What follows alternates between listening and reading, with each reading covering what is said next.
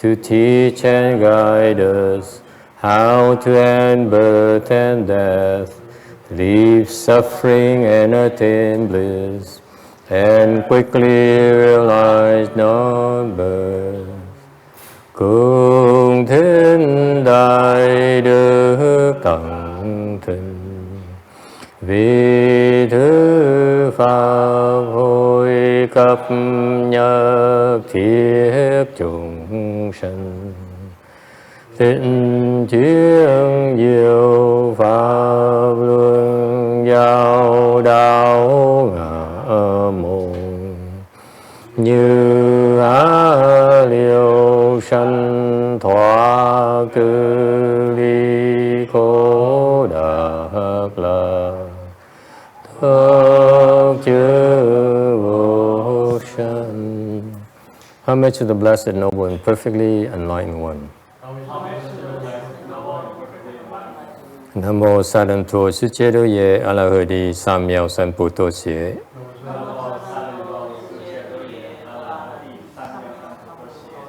Nam mô Ta Rắc Tha Tô Ya Đa Ya La Đế Tam Miêu Tam Bồ Đà Tô A.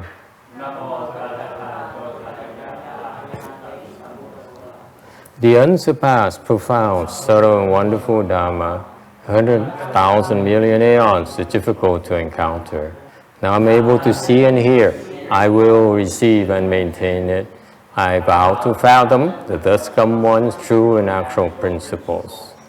Wu sheng sheng she wei miao fa bai jie wai jie nan zao yu wo jin jie wen de shou chu yan jie ru lai zhe shi yi. All Buddhas and Bodhisattvas, Venerable Shenhua, Venerable Left-Home People, and all good knowing advisors of Emitofuo. Chư Phật菩萨, Sư Phụ Sang Rện,各位诸家人, 各位上智师阿弥陀佛. Chư Phật Bồ Tát, kính thưa Thầy Nguyện Hoa, quý thầy cô và quý thiện tri thức A Di Đà Phật. Today is the 27th of August 2017.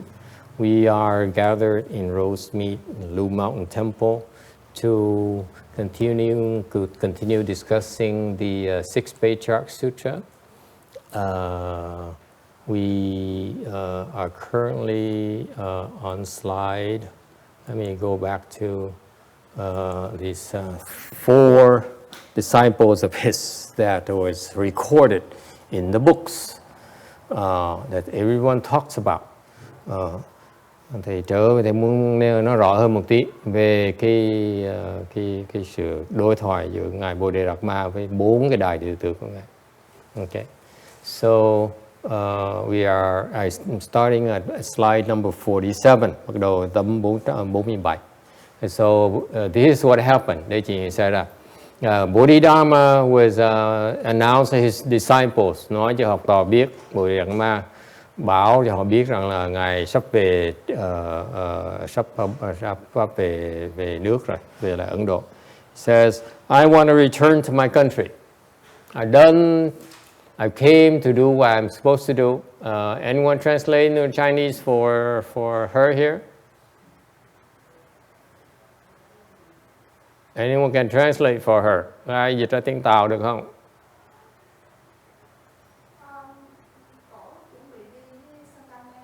Oh, she's leaving? Oh, okay. Well, just a few minutes. Try to speak to her in Chiu-Chao or something. I don't know. Try your best, okay? So Bodhidharma came here to China on a mission, and once he's done, he wants to return. Okay? Ngài Bodhidharma qua nước Tàu không phải để vui chơi mà qua để làm việc xong rồi đi về lại. Okay, here you can translate for her temporarily. She's leaving soon, so you only have a 5-10 minutes worth of work. Cảm ơn các. Okay, everyone deserting me to go play in Fountain Valley. Ai cũng muốn đi Fountain Valley chơi hết. Okay, so he says, tell me, tell me what you got, what you understood from my teaching.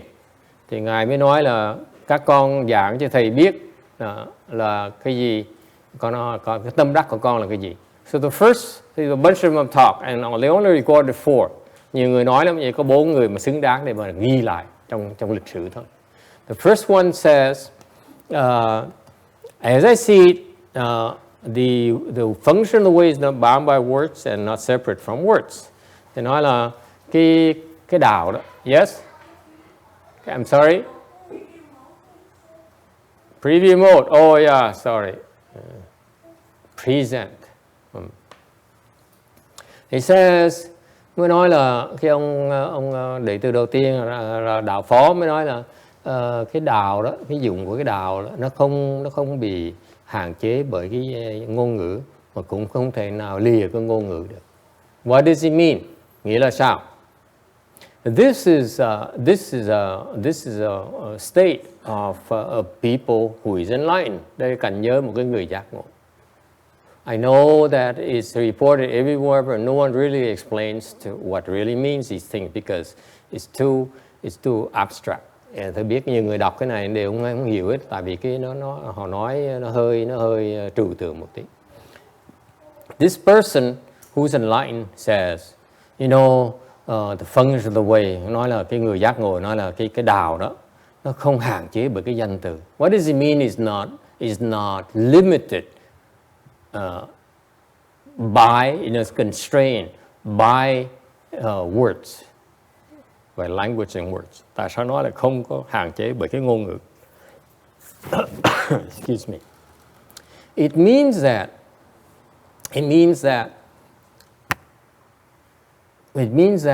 what I understand about what you taught me, okay, cannot be expressed. Cái nghĩa là cái mà con là cái học được với thầy đó, nó không bị hạn chế bởi ngôn ngữ, nó không thể bị hạn chế bởi những cái lời con giảng cho thầy, con nói được cho thầy, không thể diễn tả được. In other words, cannot be expressed. Because whatever I say cannot possibly describe what I understand, what I learned from you. Nó nói là một cách khác, cái cảnh giới mà con học được của thầy đó, của cái đạo, đắc đạo này là không thể nào mô tả được cho thầy. Cannot be expressed by words. So far so good. So, quý vị các nghe có hiểu không? Có nghĩa là cái người mà có giác ngộ, tôi nói hỏi là ông nhang đồ cái gì? In other words, let me ask you this very simple, this simple question that you can understand. This is how the Chan people talk to each other. Đây là những người thiền sư ta nói chuyện với nhau như vậy. Thầy nói chuyện nôm na cho quý vị hiểu. He says, tell me about your enlightened states. Bodhidharma nói là con diễn tả cho thầy biết cái cảnh giới mà giác ngộ con là cái gì. So this Tao Phu, cái ông đạo Phổ mới nói là con diễn tả không được. I can't. You got it? Okay? But then on the other hand, he continued to say, but state is not separate from either. Nhưng đều cái cảnh giới đó, ông nói thêm nữa, cái cảnh giới đó nó không lìa được cái ngôn ngữ. And that's a state of wisdom. Cái đó là cái cảnh giới của cái người giác ngộ. Okay? Any problems? Có ai thắc mắc gì không?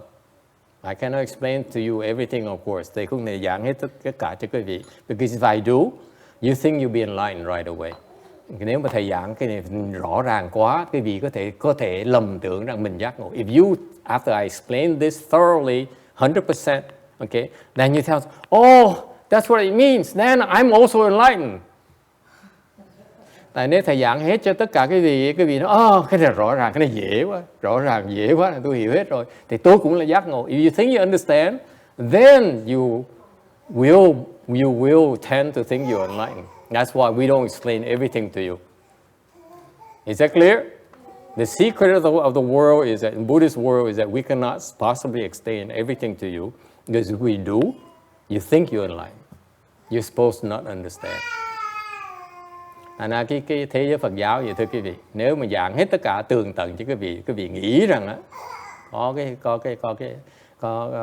sẽ nghĩ rằng mình giác ngộ, tại hiểu hết rồi. Ok, thành cái lời Phật, cái lời chỉ giáo của mấy thầy có những cái mà quý vị không có hiểu được. So far so good. Any problems?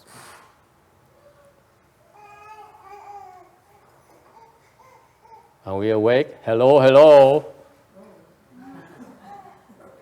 Yeah.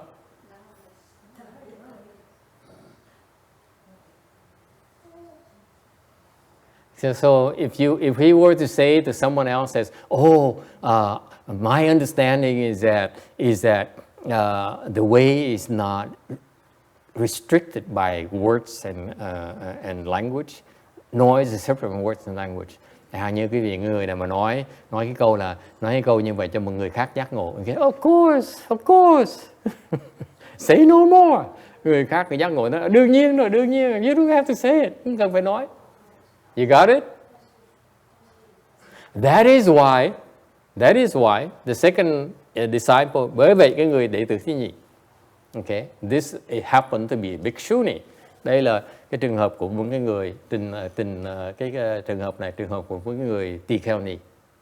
Okay, yes, the women also can become enlightened. Please. Equal opportunity. This is Buddhist equal opportunity. Đây là cái thế giới của Phật giáo, chúng tôi là không phân biệt, không trọng nam khinh nữ, nhưng người phàm phu. Okay? He says, of course, but so she says something like, it's like another glimpse of the realm Akshobhya Buddha, and when he saw it, it's never again to be seen. What business is she have to mention about a state of someone else? Okay? Quý vị thấy cái lời nói tôi cười lắm. Ông này, người sư phụ hỏi là con hiểu cái gì? Nó cái này giống như Ananda, ông cái chuyện xảy ra với ông Ananda. So her master's question is about what do you understand? And she talked about Ananda state. Okay? So basically it's nonsense. Nói cách khác là nói chuyện vô duyên lãng xẹt. Okay? So the other guy tried to explain it. She's actually doing it. Okay? She's not bound by words, nor is she separate from words, but she spoke. Is that clear? Quý vị thấy cái họ vui chơi với nhau tới cười không? This is what enlightened people do for entertainment. They don't watch TV. They, they don't play, they don't play football, anything like that. This is how they entertain themselves. Người giác ngộ tôi vui chơi với nhau như vậy thưa quý vị. Là cái người kia, see the first one says, I think it's, it's not about words. This woman, she used words, nonsense words. Okay? To what? Cái người đầu tiên nói là cái ngôn ngữ tôi hiểu là không cần ngôn ngữ. Để cái người thứ nhì nói là cái người đi nào mới nói là nói một cách mấy câu lãng xẹt, vô duyên lãng xẹt. Nghĩa là sao? The other guy has to talk about it. She's doing it. Is it clear? Thì vì thế cái người đầu tiên nó cố gắng giảng nghĩa, người thứ nhì là mình chỉ làm thôi.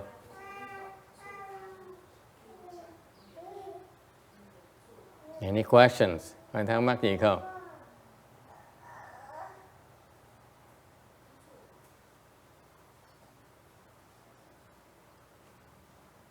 So far so good?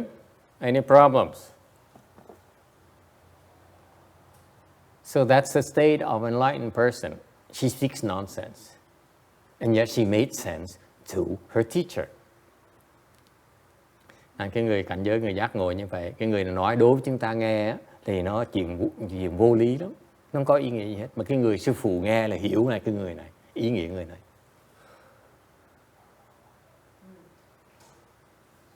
It's not meant for you to understand. Cái gì không phải để quý vị hiểu. It's only between her and the teacher. Cái người thầy với học trò hiểu nhau thôi. You see that? What are we people nowadays doing proclaiming we understand, or we are accomplished this fruition, this, we transmit our knowledge and so on.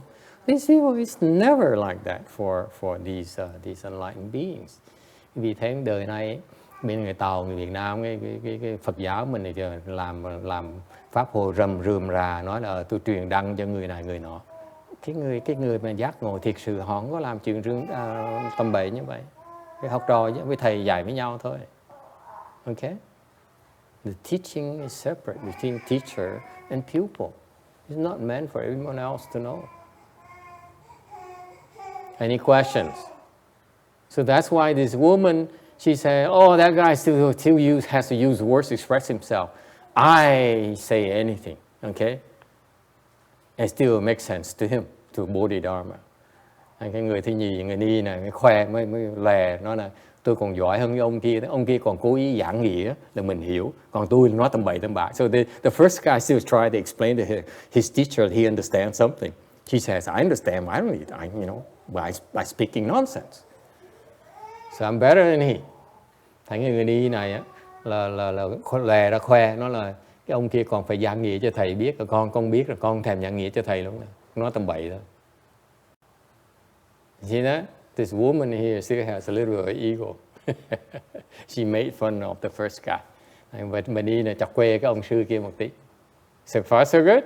That's why Bodhidharma you better. Thằng Bodhidharma khen, con giỏi hơn nó một tí. So far so good. What about the third one? Người thứ ba nói sao? Third one says, the four elements are empty, the five khandhas are without existence. There's not a single dharma to be grasped. Người thứ ba, ông Đạo Dục mới nói là cái tứ đài nó là không, ngũ uẩn cũng là giai không, là không có gì cái pháp gì mà phải có thể đạt được hết. What does it mean? Why is he higher level? Tại sao người trình độ cao hơn hai người kia?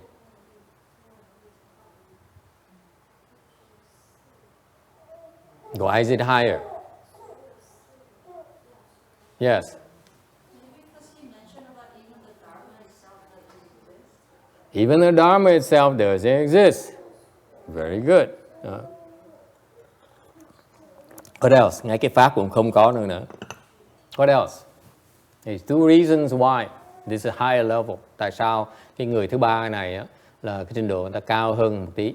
Có hai lý do. Lý do thứ nhất á, first reason is well said, is that there's no single Dharma that I understand. Cái người thứ ba này trình độ cao nó là không có cái pháp gì mà con hiểu hết. Okay? And number two, lý do thứ nhì, yes?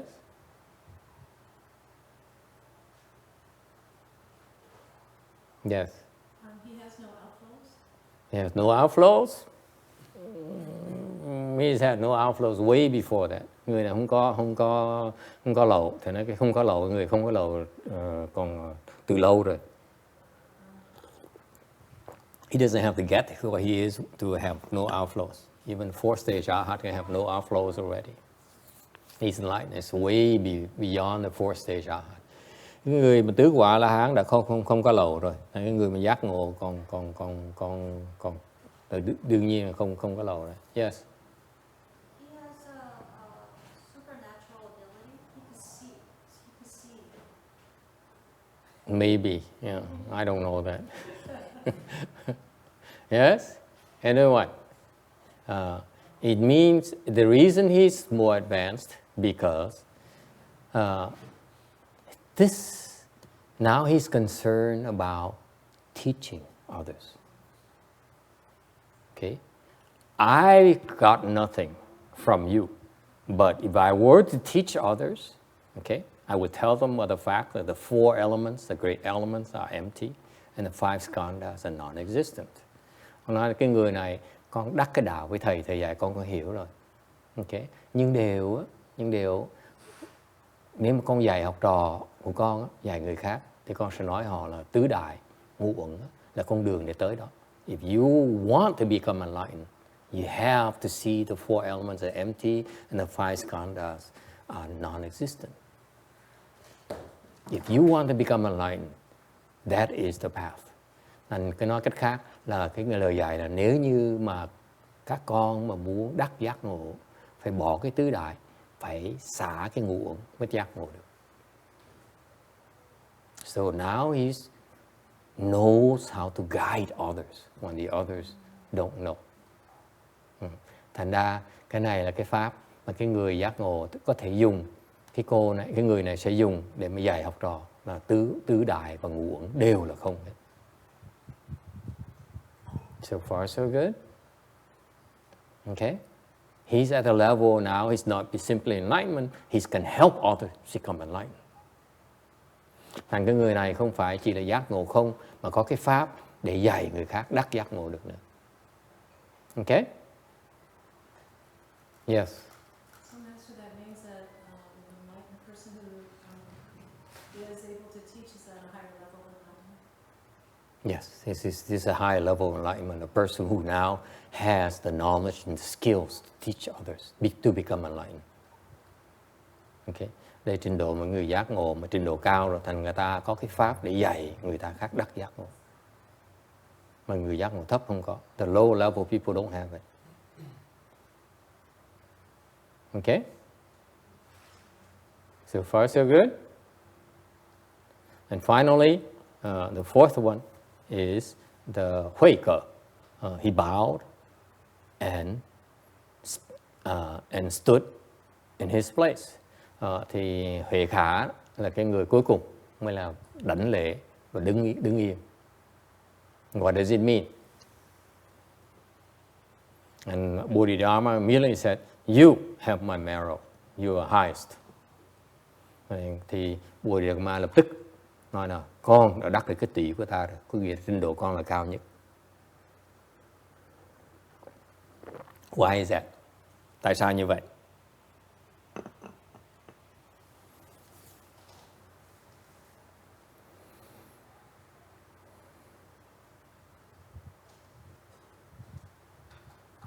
Anyone?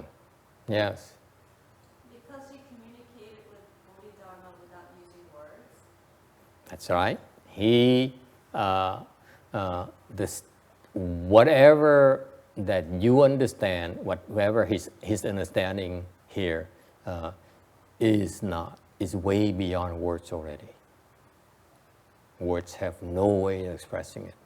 Thành ra cái hiểu biết mà Ngài Huệ Khả có đó, nó sâu quá, thành không thể nào mà nói được cái gì hết. Okay? That's one way, one explanation. The other explanation being, một cái lý do thứ nhì là sao? If you really understand the Buddha Dharma, there's nothing at all to be understood. Khi quý vị hiểu cái Phật Pháp rồi, trình độ Huệ Khả, thì Ngài thấy rằng không có cái gì mà đáng để mà học hỏi, để mà hiểu được hết, để mà đắc được hết. There's nothing to be attained at his level. See, the other three still try to explain. Okay? Because they still see something worth explaining. Is it clear? Cái ba người trước á, cố gắng giảng nghĩa cho ông Bodhidharma, tại họ thấy một cái gì đó phải cần giảng nghĩa. Còn cái người Huệ Khả này nói là không có gì mà đáng giảng nghĩa nữa hết. Không có gì mà giảng nghĩa. It's nothing to explain. Just like when you ask the Buddha, giống như quý vị hỏi Đức Phật, he says, "World Honored One, please teach me." What does the Buddha reply? Quý vị biết không? Và những cái người trong quá khứ có người tới Đức Phật tới hỏi Phật là, bạch Đức Thế Tôn, nhờ Thế Tôn dạy cho con về Phật pháp. What does the Buddha say? Phật trả lời ra sao? He says, "I have nothing to teach you." Ta, Như Lai, không có gì để mà dạy con cả.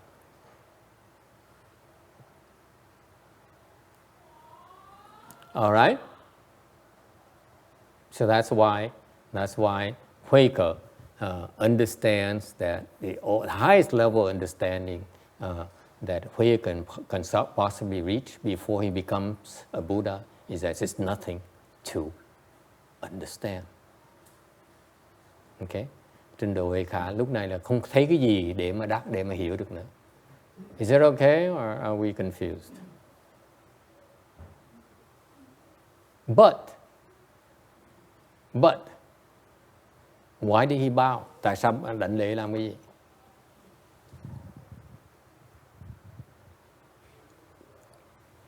Yes. Why did he bow? To be filial. Có hiếu. Okay. If anything at all, what Huike do is most remarkable. It's a very important lesson for all of us. Cái mà hành động của Huike đó, ngài Huike đó là một cái bài học rất là quan trọng cho những người, cho chúng sanh. Very important for living beings, for all living beings. What is a lesson? Bài học là gì? Yes.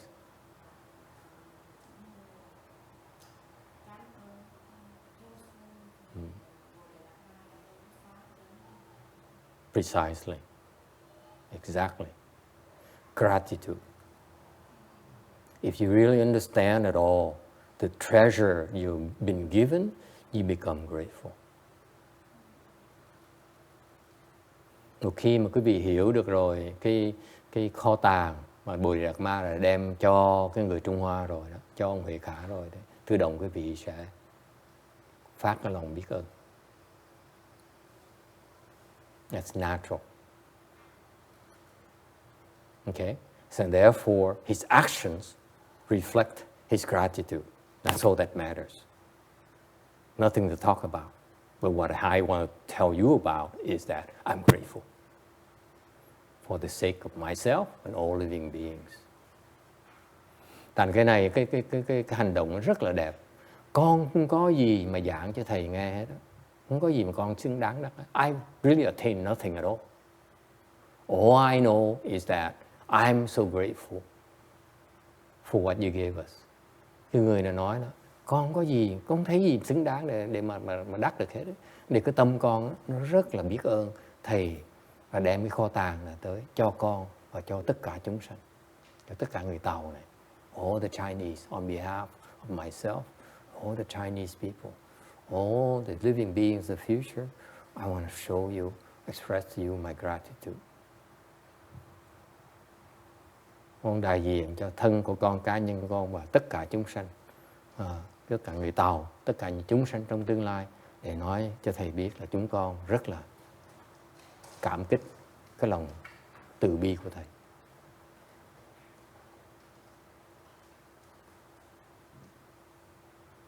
Isn't that beautiful? That's why Huike, I'm impressed of Huike. Didn't spend much time with Bodhidharma, but he really understood. Quý vị thấy không? Ngài Huệ Khả đó không có tu bao nhiêu, ngài Bodhidharma không được dạy bao nhiêu. He never really taught. Bodhidharma could not teach Huike that for that many years. Bodhidharma không dạy Huệ Khả được bao nhiêu hết đó, mà phải đi về rồi. Thì lúc đó đó, mà quý vị thấy Huệ Khả hiểu một cái trình độ nó cao nha. And yet, you see, Huike understood so much. Okay? Any questions? And Bodhidharma, let me tell you, Bodhidharma was so happy. Bodhidharma rất là sung sướng. That's why he wrote a poem. That's why he spoke a poem. Bởi vì Bodhidharma khoái chí quá mới làm thơ. Just like us, when we happy, we drink and then we drink and then we make a poem. Bodhidharma doesn't need to drink. He's happy already. So he wrote a poem. Bodhidharma như người phàm phu mà lúc mà khoái chí uống rượu cái đã xong mở miệng làm thành thơ, khai khẩu thành thơ. He says, originally I came to this land to rescue the deluded by transmitting a Dharma. Ta đã tới lúc trước ta tới cái cõi này để cứu những cái người mê muội bằng cách truyền cái pháp. Okay? And one flower opened with 5 petals, and the fruit will ripen by itself. Một cánh hoa sẽ mở với 5 cái cành hoa, và cái quả nó sẽ tự chín. So he made a prediction. Ngài Bodhidharma gì đó tiên tri cho đệ tử biết. He says, you know, I transmitted the Dharma already. Ta tới đây đã truyền cái pháp rồi. I even transmitted to women. Ta đã truyền ngay đàn bà ta cũng truyền nữa. Think about it, okay? Even to women, I know, okay.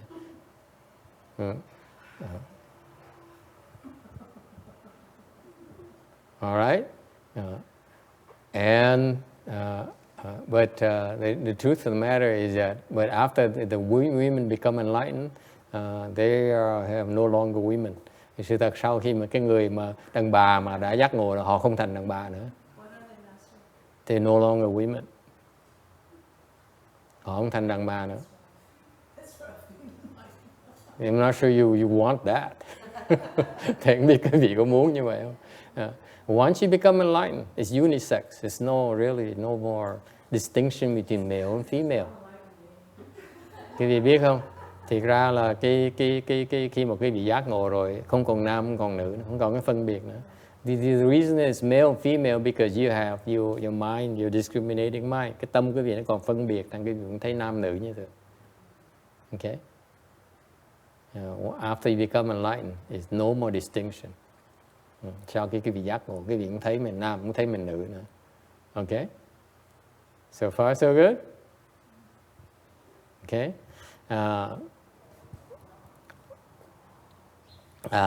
So one flower open and 5 petals. Trong tương lai, một cái cành hoa nó sẽ nở ra với 5 cái cành hoa. The flower will blossom. Một cành hoa sẽ mở có 5 cái cành tất cả. Okay? And then after that, the fruit will ripen by itself. Lúc đó, cái quả nó sẽ chín. Meaning, he says, in the future, my Dharma, okay, will blossom. The Dharma I transmitted to you, Chinese people. Nói cách khác, pháp mà ta đã truyền cho các con đó, người Tàu ở đây đó, nó sẽ nở hoa, okay, và nó sẽ thành quả. You don't need me anymore. Quý vị không cần ta nữa, ta làm xong rồi.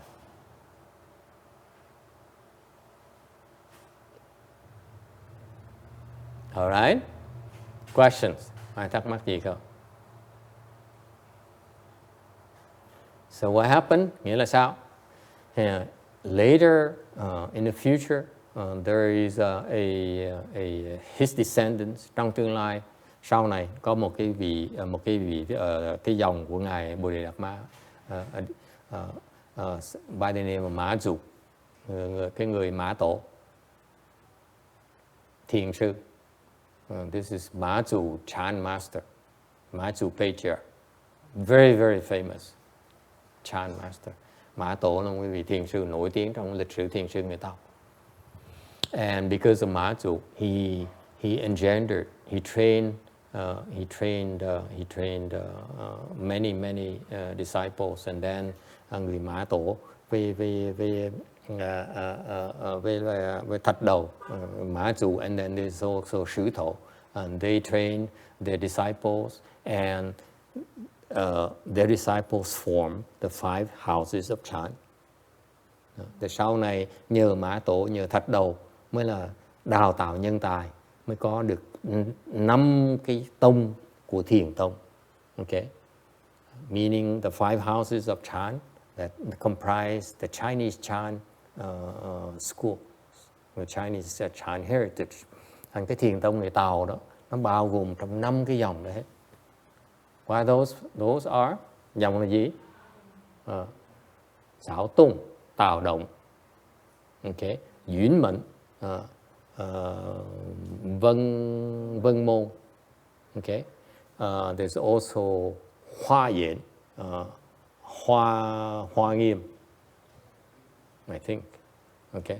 And then there's Linji, the Japanese call the Rinzai, cái dòng Lâm Tế.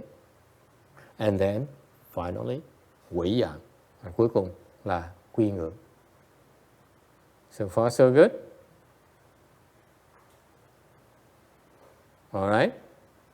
And so these 5 houses are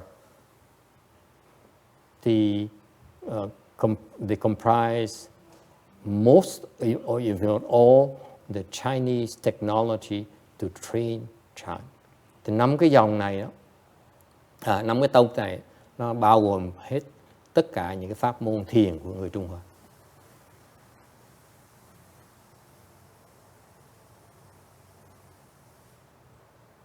All right. Questions? Anh thắc mắc gì không? That's what it means by the 5 petals and fruit by ripeness, because I don't need, I'm done.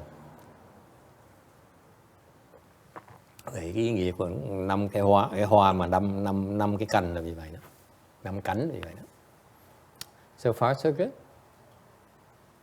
Very typical. Only in Chinese, where in China where you have these 5 houses. Thành cái pháp thiền tông người Tàu là có 5 cái tông. Yes.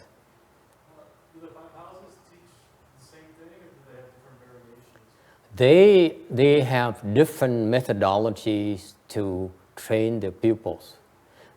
5 cái tông thiền tông này nó có cái phương pháp khác nhau để đào tạo nhân tài. Okay, so for example, I don't know much about the other 3. Honestly, thầy cũng biết về cái 3 cái tông kia, because I've never been taught. Thầy cũng được dạy về cái 3 tông kia. But I know about Linji and about WeiYang. Để thầy biết sơ sơ về cái lâm tế và quy ngưỡng. In Linji, that's the most. It still survives right now. Still the biggest. It has the largest followers. Cái lâm tế là thịnh hành nhất, vẫn còn thịnh hành nhất. Okay. They started by Bai Chang, who transmitted to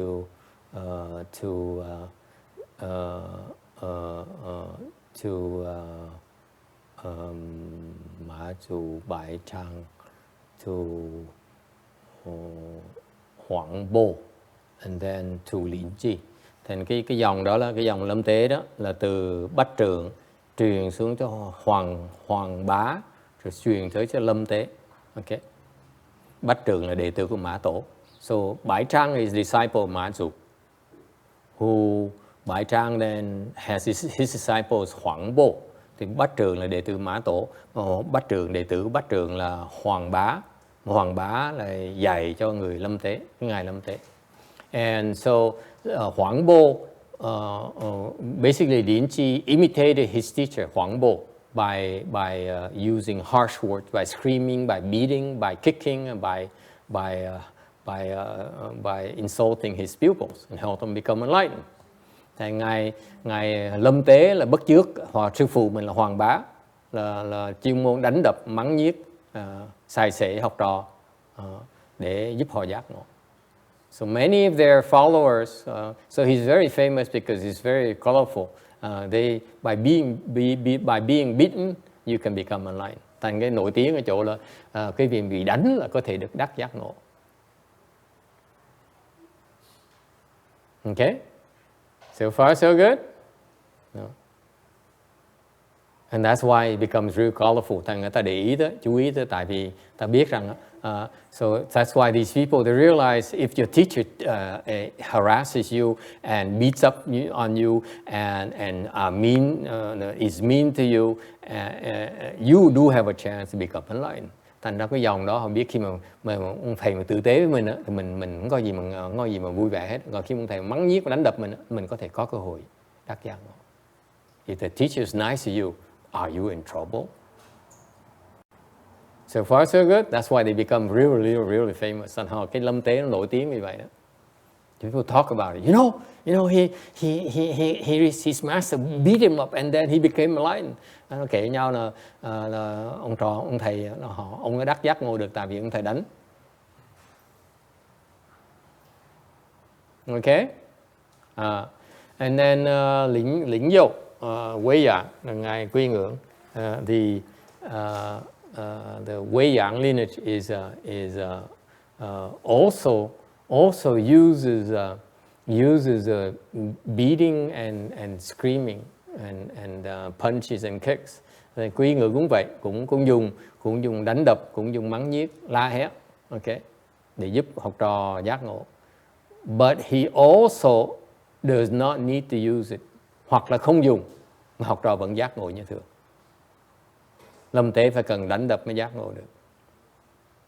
So WeiYang has more methodologies for his pupils because when you reach a certain level, beating and screaming doesn't work anymore. Maybe. Tại vì nhiều khi tới một trình độ nào đó, đánh đập nó không còn hiệu quả nữa. Okay?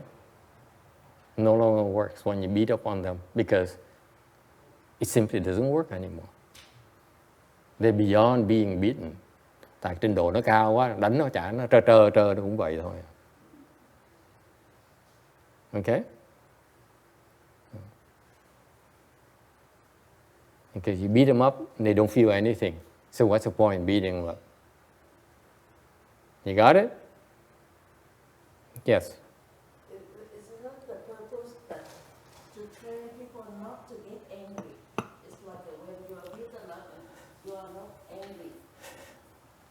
The question someone has is that we train people, we become enlightened so that you no longer get angry. And why do you get angry and beat up on the pupils?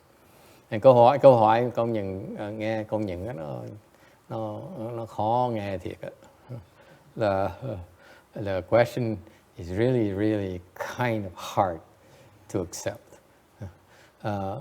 Câu hỏi là mình tu mình giác ngộ để mình không còn giận dữ nữa, mà tại sao mình còn giận như đánh học trò được như vậy? Okay. When you get beaten up and you are not angry at the teacher. What? When your teacher beats you up and you are not angry at your teacher. Yes, you get angry at your teacher. What are you talking about? Come here, let me show you. Nó nói tại sao đánh mà không có giận thầy, nó giận xong giận hoài, muốn thầy chứng minh không? Tới gần đây tí. Come, don't be afraid. Không có sợ. Of course you get angry at the teacher.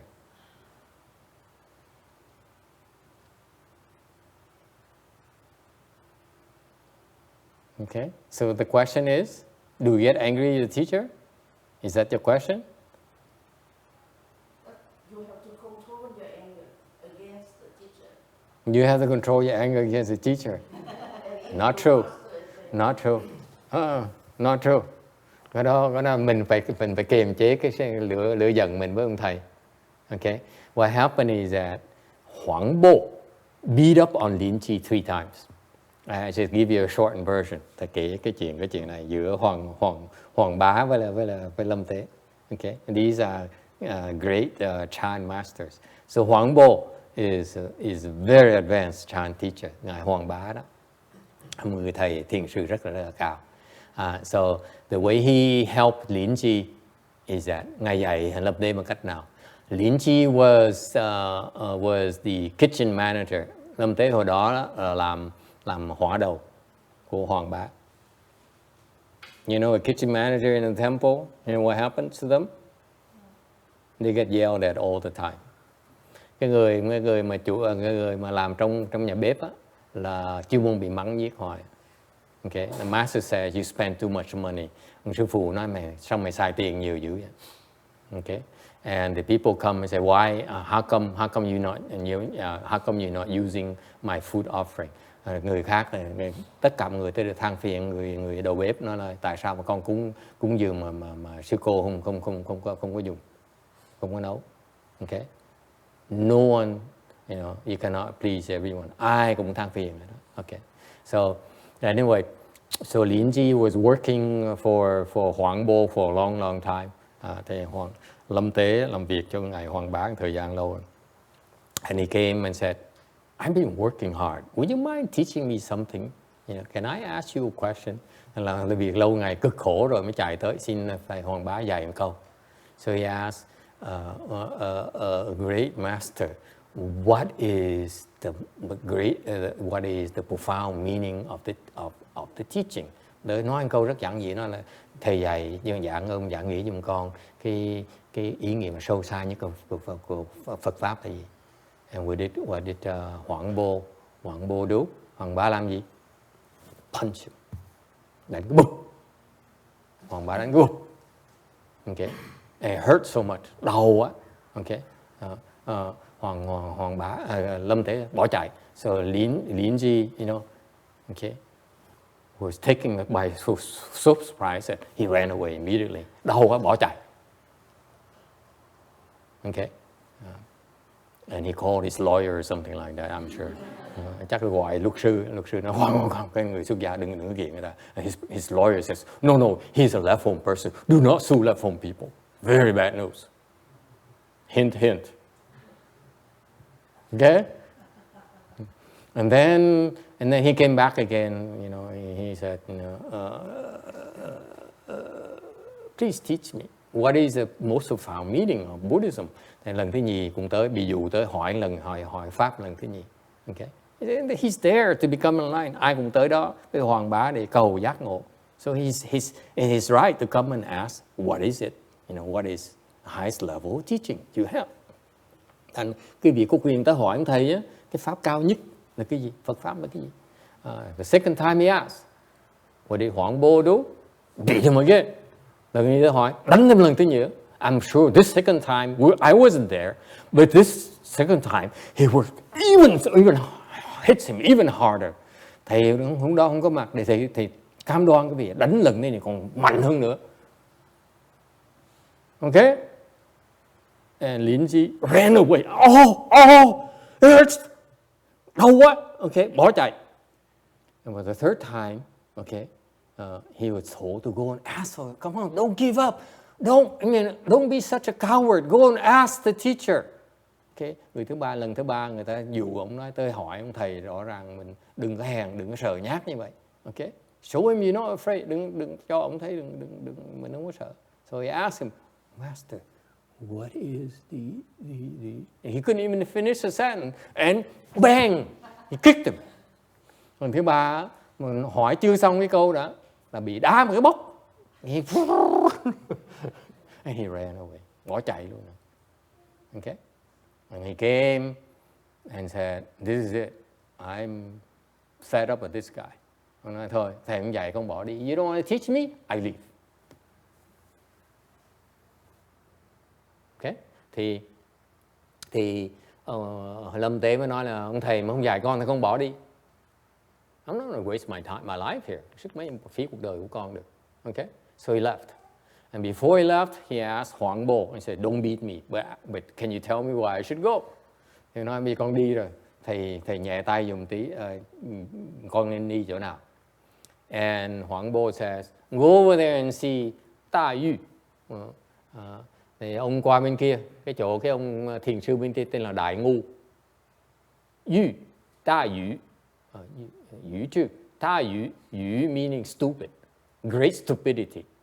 Chan Master. Okay.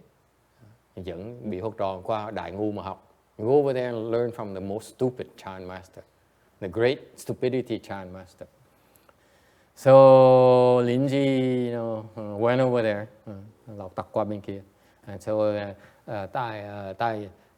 Ta Yu says, what do you learn from him? Thì Đại Ngu mới hỏi là ông học được cái gì với ngài Hoàng bá? Thì nói, he didn't teach me anything, he just beat me up. Nói là con không được dạy hết mà ông chỉ đánh con thôi. Okay. I don't know what I did, but he just beat me. He didn't teach me anything. Nói con biết con làm gì sai lầm mà bị sư phụ đánh 3 lần luôn. Okay. So will you teach me? Thầy có dạy con không? So Ta Yu, what did Ta Yu say? Đại Ngu mới nói sao? He says, he taught you already. None of my business. You no longer. I have nothing else to teach you. Nói là sư phụ mày dạy không rồi, tại sao tôi không có gì mà dạy không được nữa, thêm nữa. I have nothing else to teach you. Go back. Về đi. Go back to him. Ta Yu says, go back to him. Đại Ngu mắt lẻo, nó con về lại đấy, ông nói dạy con rồi. Okay. So Linji when Ta Yu said he taught you already. Linji had an awakening. Lúc mà lúc mà Đài Ngu mà nói là ổng đã dạy con rồi, không phải chuyện của tao nữa, ông đó lâm tế đắc giác ngộ. Okay, so he came back, trở về lại. So HuangBo say, why did you come back? Hoàng Bá mới hỏi, mày trở lại làm cái gì? Nó là tại vì ông kia ông nói là con trở lại. He said, Linji said, he told me to come back to you. So HuangBo said, then tell me you understand. Thì Hoàng Bá mới hỏi là, vậy mày nói tao coi, mày học được cái gì đây? Hiểu được cái gì đây? What did Linji do? Hoàng Bá làm cái gì? Lâm Tế làm cái gì? Anyone knows?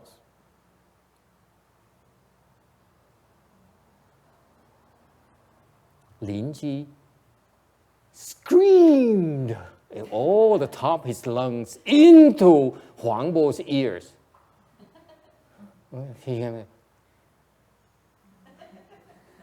Thầy tới đây, thầy tới đây. Thầy tới gần, con nói thầy nghe. Thầy tới đây, con nói nghe. And as you come closer, let me explain to you what I got. Okay. And he screamed. Thì ông biểu thầy cứ gần để con nói cho thầy nghe. Ông Hoàng Bá dại dột để cái này ông hét cho một cái Hoàng Bá. Hoàng Bá là u tai là điếc lỗ tai, he became deaf, something like that. So you tell me Linji is not angry. Thành thầy hỏi cái vị Lâm Tế có giận là không giận? Of course he's angry, đương nhiên giận nhá. See, that's my proof. Bằng cớ thầy vậy đó, là một cái điếc.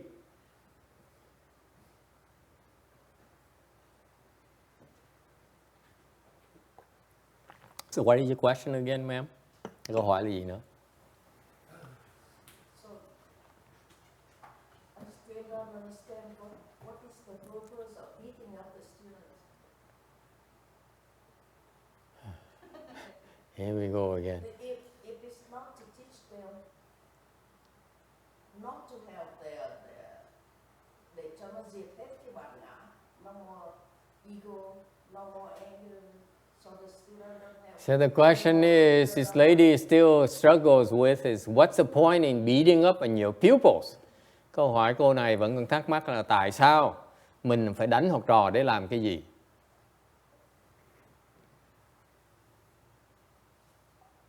Because, tại sao vậy?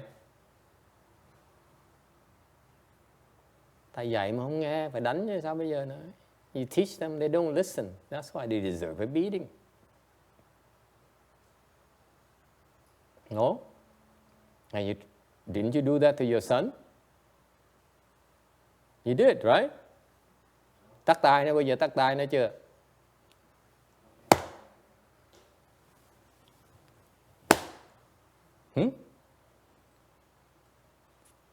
No, you don't do it anymore in this country, in Vietnam. You don't listen? Lie down. Here's a stick. And you go, bang, bang. You remember? Huh? Anyone remember that? Anyone got beaten? Raise your hands. In Vietnam, we do this to our children, okay? That's what we call love. Việt Nam á, là dạy là thương con phải đánh con.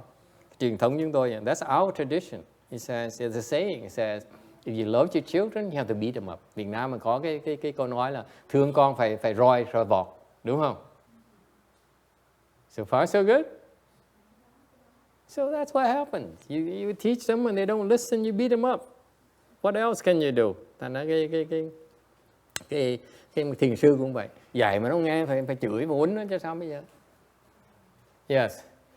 You will forgive me for telling this story, but myself and my brothers and sisters as kids, Yeah. we follow our mom to the Buddhist temple Yeah. all the time. Yeah. And we always see the monks gọt họ đầu trước cửa.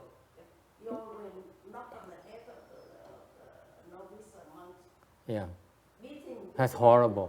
Yeah, that's horrible. We don't do that. So then, as a kid, You never see we do that here. Only behind closed doors. we asked our mom, we said, how come the master, he's a monk, Why did he give people love? Why is he angry? And Yeah, why is he so angry? then my mom said, because he's still a monk. He's still a monk. That's why he's still angry. That's why he's still angry. Okay. And she says when she was a kid in Vietnam, her mom brought her and her brother and sister to the temple, and she would see the monks beat up on the novices, knock on their heads. Okay. And so she asked her mom, why did the monk do that? How come I see you do it so often? The mom says, because he's still a monk, that's why he does that. Nhưng mà mẹ, lúc trẻ cái cô này theo mẹ tới chùa, thì thấy mấy ông sư chuyên môn ký đầu mấy sa di ni. Cô mới hỏi là tại sao cứ đánh ông sư mà nổi giận mới đánh học trò hoài vậy? Mà mẹ mới trả lời là tại vì đó là người xứ. Okay. So, what is your problem? What is your problem? You find it wrong? If I believe what my mom said, that, okay, when somebody beat up somebody else, it means that they want to beat other people is angry. He's angry. Yeah, he's angry. I agree. That monk is angry.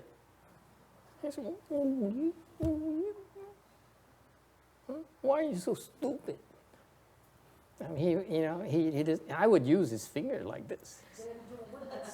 I know that monk is like this, but this is much better. But then how It hurts more. good example? How you said a good example? Who's talking about setting good examples? Which is expressing our anger. Sao mình làm gương như người ta làm gì? Why do you need to set example? Yes, ma'am. Help us out. I think what he's trying to ask is why, if you are a monk, why you're not supposed to get really angry. I think that's what he's trying to say. Oh, is that what she meant? Oh, thank you for telling me. Oh, I think what he's trying to say is if you're a monk, you feel like you're always... I'm sorry. Why didn't you ask it directly? What's the matter with you? Someone jumps in and says, try to elaborate. What she meant by that is that if you're a monk, why do you condone such anger towards your pupils? Okay? And I said, why can't you ask it directly? Có người nhảy và giúp ngay lập tức nói là giúp cái cô này. Cái ý của cô nói là tại sao người sư tu hành mà còn nóng giận như vậy. Thế nói tại sao cái cô này cũng hỏi thẳng, phải cần người khác, hai người mà hội đồng với nhau. This is called ganging up on the master. Thế nào là hội đồng ông sư phụ. Okay? I don't know. Thầy không biết. I wasn't there. So you have to ask that monk. Rồi hỏi ông sư kia. Okay? But I guess that sometimes we lose track of where we are. Nhiều khi mình quên đi. Okay? In the heat of passion, nhiều khi trong cái lúc mà nóng giận đó. For example, suppose we had given a red Ferrari, người ta mới cúng chiếc xe màu đỏ, okay, and the novice would come and ding it. Cái đứa sa di ni nó vô ý nó hút một cái nó móp cái xe. It deserves beating, doesn't it? Đáng lý ký đầu đúng rồi, right? Agree, disagree? No? Because if you don't, he's going to do it again. She's going to do it again. Không ký nó sẽ ra nó hút lần thứ nhì nữa. Right? Right? And that actually you're helping this Shamini so that she remembers and she stops creating offenses. Ký nó đau như vậy, nó nhớ là nó không làm lỗi nữa, làm tạo nghiệp nữa. Isn't that a good thing? Yes?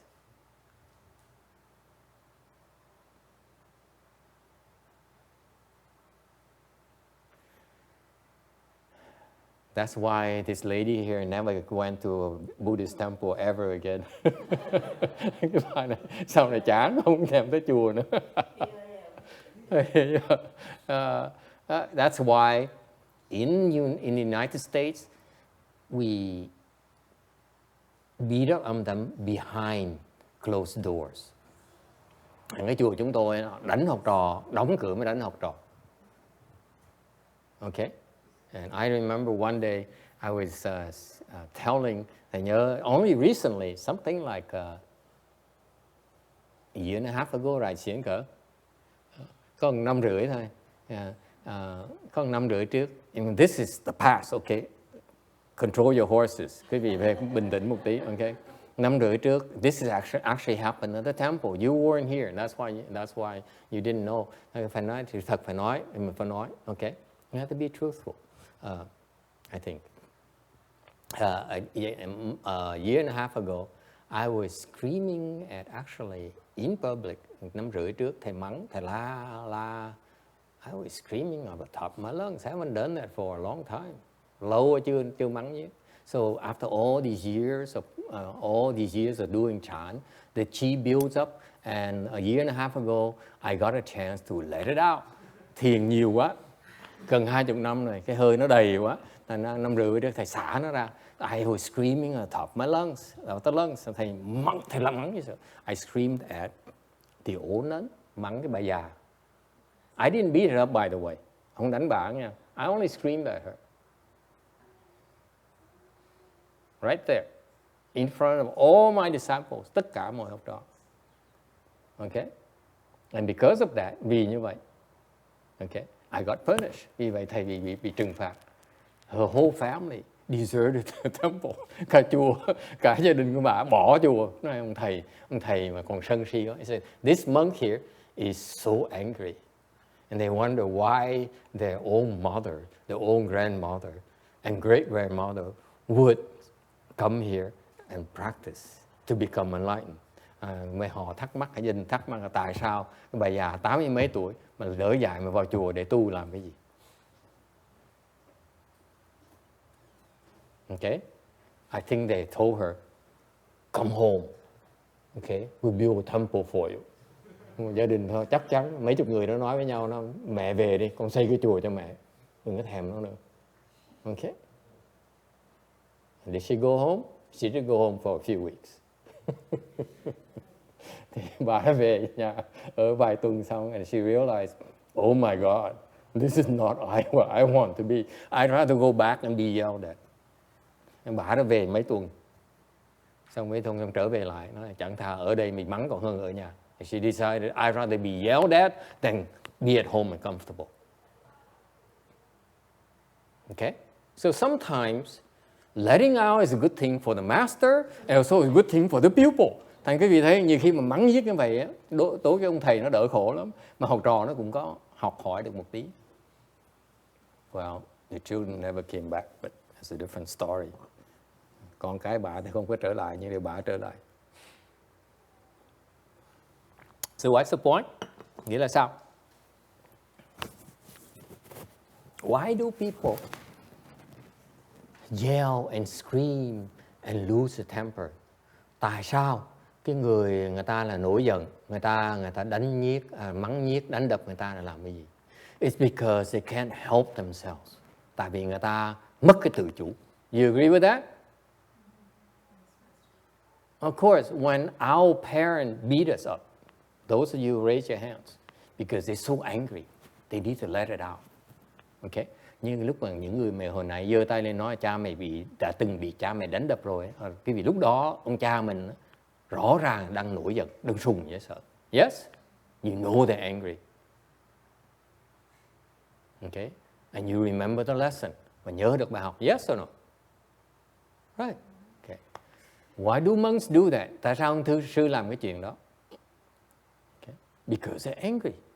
Họ cũng giận. Okay? And I don't know about the other monks. Why I did that is I'm hoping that my students run away. Thầy không biết mấy sư khác đó, sao, như là thầy theo bước chức ông Lâm Tế nói làm như vậy để hy vọng học trò này nó bỏ chạy đi. Honestly, run away. I can't afford you anymore. Con tốn tiền quá.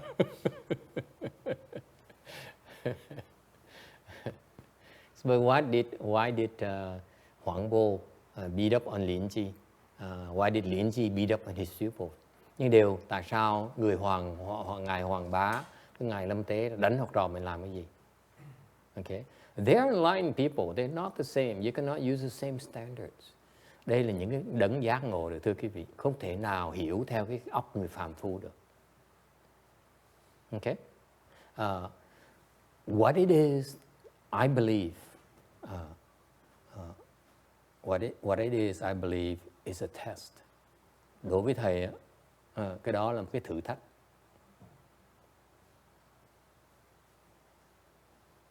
Okay?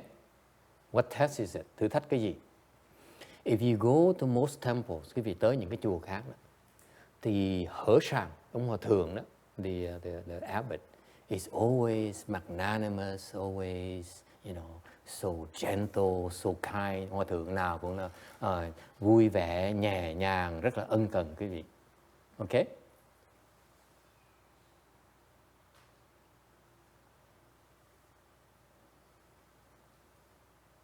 But sometimes my master is like that. But sometimes he's very rough.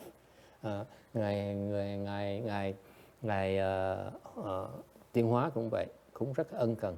Nhưng có nhiều khi có những người đệ tử ngài rất là. And some disciples he's very, very, very brutal. Một số đệ tử ngài rất là tàn nhẫn. Very cruel, actually.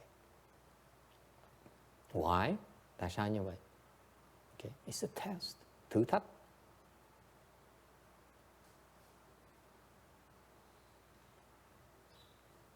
Okay? And if you pass the test, they will teach you. Qua được cái thử thách đó mới được dạy.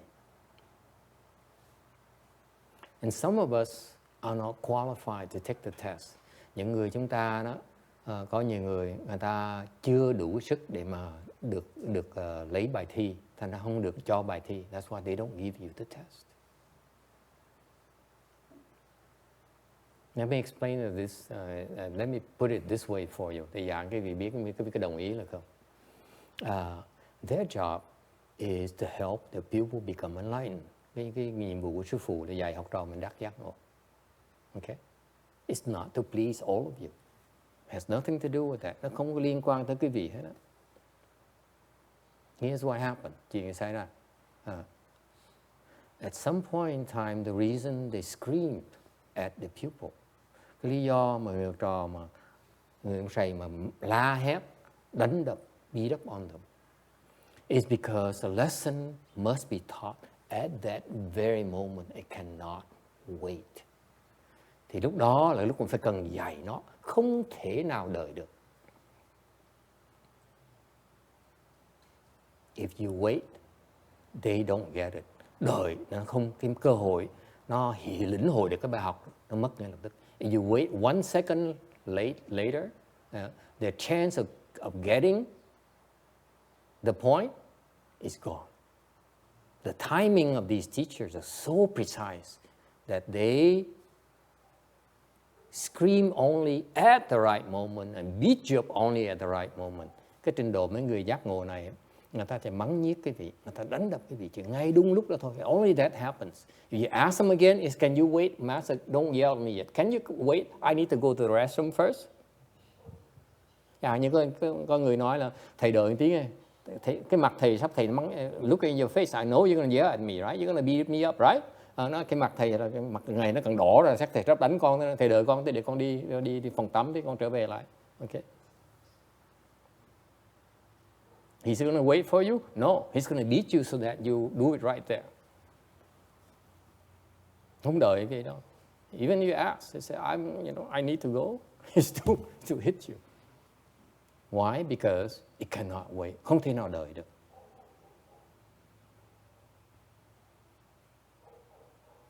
Okay? Chỉ lúc đó mới được dạy thôi. At that moment, the lesson must be taught. He must be beaten. Lúc đó mới phải đánh nó mới được. That's one way to teach him a lesson. Một cách để mà dạy nó. Okay? In the Linji school, trong cái dòng lâm tế, there's a reason why they need to beat you. Lúc đó phải dạy nó, phải đánh nó, để dạy nó. It's the fastest way to help him become enlightened. Cái cách phương pháp đó lẻ nhất để giúp nó đắc giác ngộ.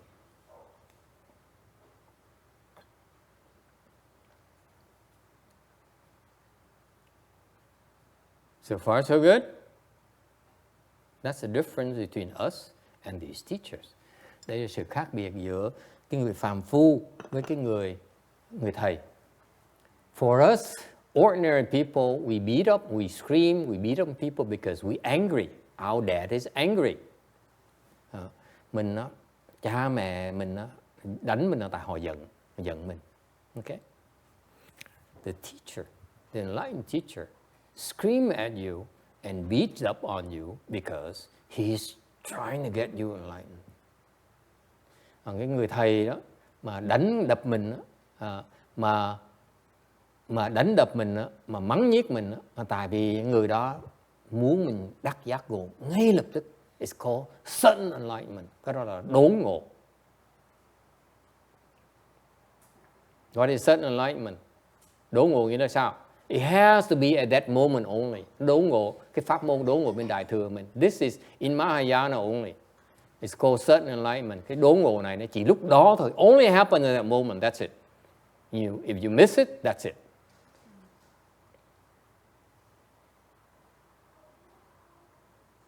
Okay?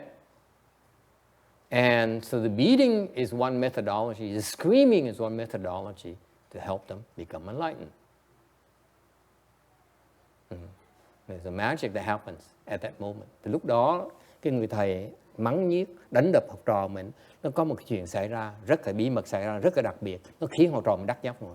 So that's why what happened is that after Linji understood that process, because his teacher did it to him, thành cái ông thầy Hoàng Bá đó, ông đánh đập mắng nhiếc người ông thầy Lâm Tế, ông Lâm Tế đắc giác ngộ, ông hiểu lúc mà tôi như vậy, ông phải làm như vậy, tôi mới giác ngộ được. Then Linji realized that his teacher helped him become enlightened.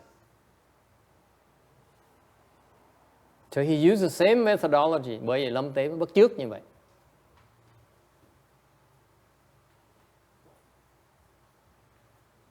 But it turns out HuangBo did more than he didn't always do the beating and screaming. Lúc Hoàng Bá thì ngài không phải lúc nào cũng mắng nhiếc, Lâm Tế là chuyên môn mắng nhiếc. But it turns out Linji became more colorful and he primarily used beating and screaming to teach his pupils. Sau này Lâm Tế là chỉ là chuyên môn, chỉ mắng nhiếc thành là nổi tiếng. That's why he became famous. Became the most colorful chant teacher of the time. So đó nổi tiếng vì vậy.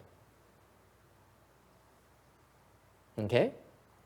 So, my answer to there are two questions. Cái câu trả lời giữa hai người mới hỏi vừa rồi đó. Okay? Why is he so angry? Ông thầy này, tại sao ông thầy giận dữ vậy? Because he's so stupid. What else can you do? Nó ngu ha, phải đánh nó. What else can you do?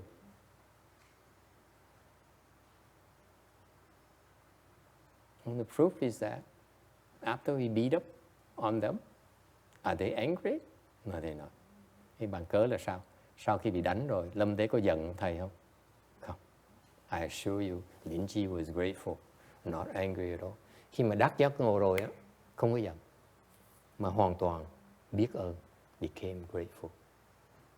I said, oh, wow, thank you. Lúc mà bị đánh một cái mà đắc giác ngộ một cái đó, biết ơn thầy ngay lập tức. How can he possibly be angry? Làm sao mà giận được?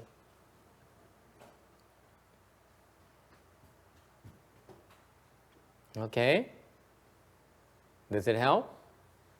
In other words, to the outsiders, nói cách khác là đối với người đệ tam nhân đó, okay? You think of HuangBo as being angry at Linji. Cái vị nghĩ rằng đó, là thiền sư Hoàng Bá đó giận thiền sư Lâm Tế. But it's not true. He can be screaming and beating, but he's not angry. Cái ông Hoàng Bá đó mà mắng nhiếc, mà đánh đập như vậy, thiệt sự tâm hoàn toàn không có giận. He's not angry at all.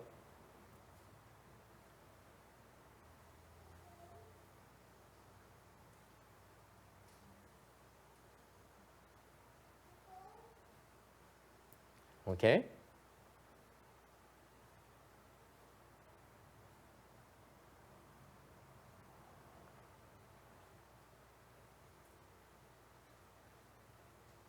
Any question? Ai thắc mắc gì không?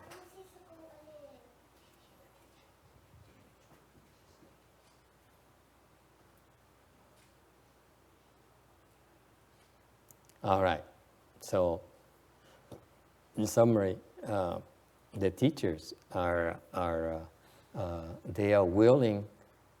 They do anything to help the people become enlightened. Cái người thầy đó tìm tất cả mọi cách để giúp học trò đắc giác ngộ. He's willing to pay any price to help his pupil become enlightened. Sẵn sàng trả bất cứ cái giá gì để giúp học trò mình đắc giác ngộ, including alienating the entire temple. Nhiều khi cả chùa nó bỏ đi cũng dạy học trò mình như thế.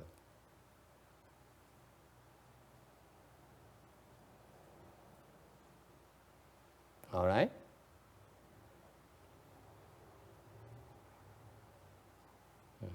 Now, the question is, someone might ask is, what about WeiYang? I mentioned that WeiYang also beat up on his pupil too sometimes. Ngài quy ngưỡng là sao? Dạy sao?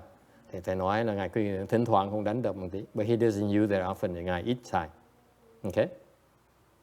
Ít xài mắng nhiếc. He doesn't. And historically, I didn't read that many often cases where he would beat up on his pupil or yell at his pupil. Quy ngưỡng đó, thì thầy không đọc cái phần nào mà Ngài quy Sơn Thiền Sư hoặc là ngưỡng Sơn Thiền Sư mà mắng giết đánh đập học trò. Even though he would, historically, logically, they would. Thì đương nhiên họ có, nếu cần họ đã xài rồi.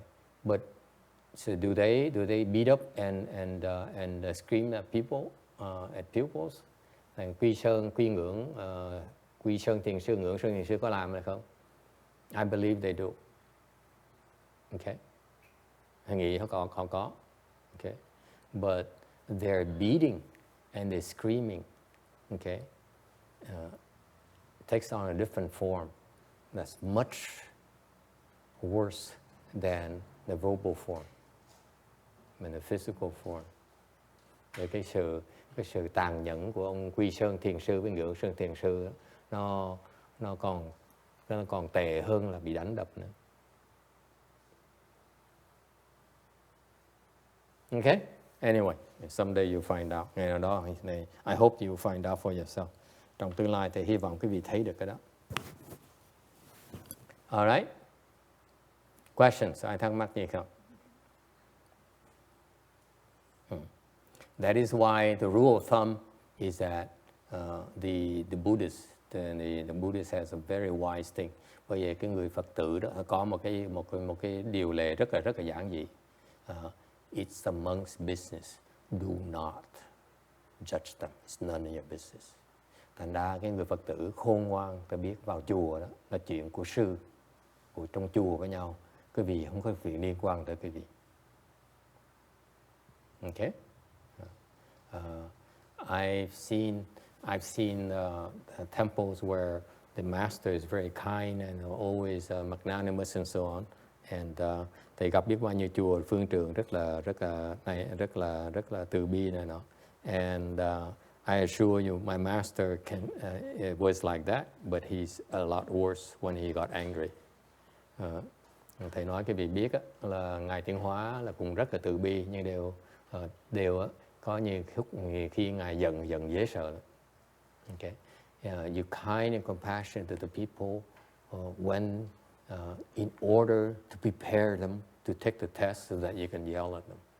Tại cái từ bi đó là chỉ cái quá trình để giúp đỡ cho họ, chuẩn bị cho họ để được bị đánh đập mắng như hành hạ.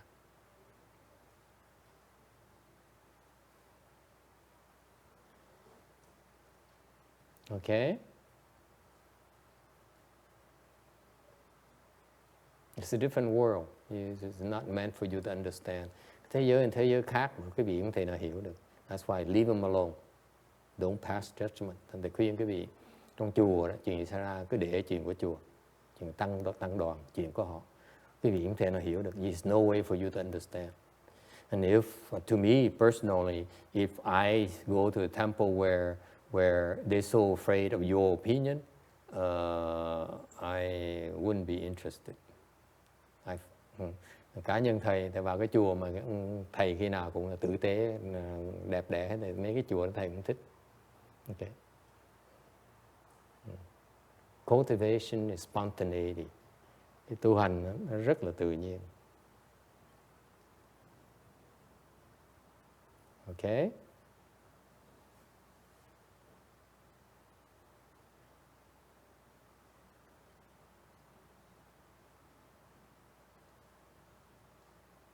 All right, 51, tấm 51. Continuing with Bodhidharma story. Kể tiếp về cái chuyện là Bodhidharma.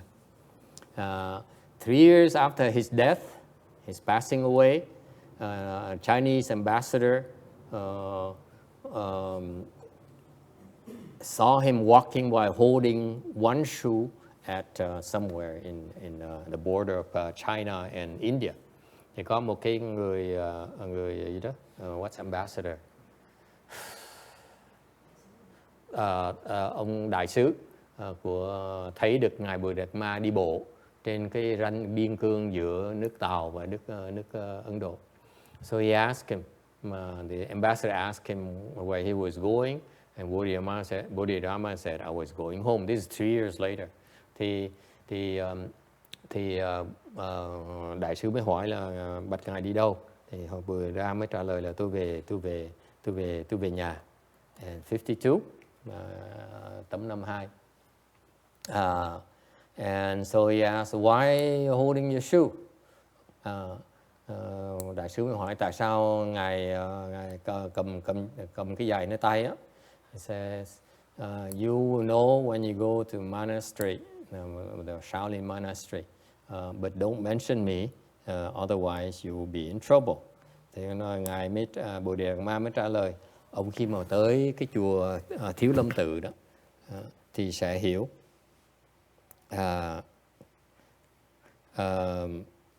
Nhưng đều đừng có nói là ông gặp tôi, tại nếu ông nói người ta biết á, là ông sẽ lâm nạn. Okay. Sorry, I have to give him some directions here, some instructions here. Xin lỗi, thầy phải cho học trò cái phải trả lời ngay lập tức. I can't wait. You see? Don't bother me again.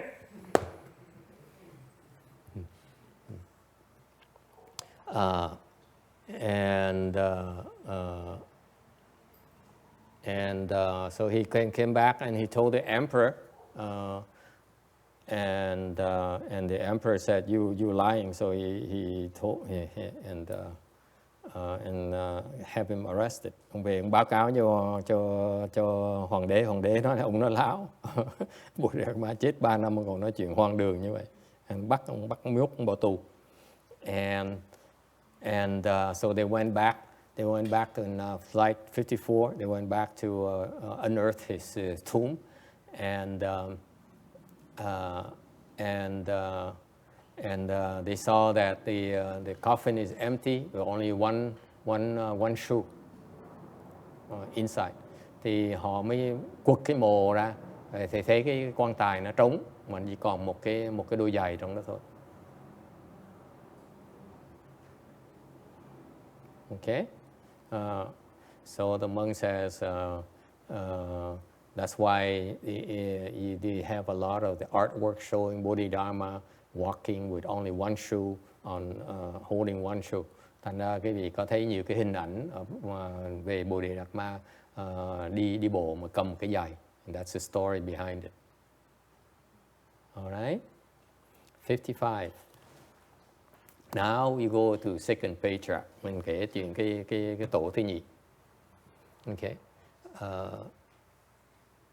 I don't know about you, but I hear about these great men's biographies, and these men, you can learn a lot. Thầy không biết cái vì sao thì thích nghe những cái chuyện mà những cái người đại nhân này, mình học hỏi được rất là nhiều. So Huike is the second Chinese patriarch. Thanh Huệ Khả là cái vị tổ đời thứ nhì của bên Thiền quốc Trung Hoa. Alright. He was born into a family of Taoist scholars in Henan province. Thì ông đó sinh vào trưởng một cái nhà mà theo đạo giáo. Okay. And when he was born, his parents saw Wei Tou Bodhisattva in a golden armor coming to offer protection. Rồi khi mà ông được sinh ra đó, thì cha mẹ thấy được một cái ngài Vi Đà Bồ Tát mặc cái áo giáp bằng vàng. This is Wei Tou right here. Okay. Đây là Vi Đà Bồ Tát. Trong cái áo giáp bằng vàng tới để bảo vệ. Okay. So you can tell that this boy here is no ordinary boy. Nên quý vị thấy cái người này không phải là người tầm thường. Even Wei Tou had to come to offer protection. Ngài Vi Đà Bồ Tát tự động tới bảo vệ. Wei Tou is in Buddhism, Wei Tou is a very powerful Dharma protector. Vi Đà Bồ Tát trong Phật giáo chúng ta là một vị đại hộ pháp. He has his vow. Ngài có cái nguyện này. He says if anyone vows to practice at all, he will come and offer protection. Ngài nói là những cái người nào muốn tu trong chùa đó, you go to the temple, you want to practice, he will give you protection night and day. Thành Ngài nói là những người trong chùa mà tu hành, ai phát tâm tu hành thì ông tới bảo vệ.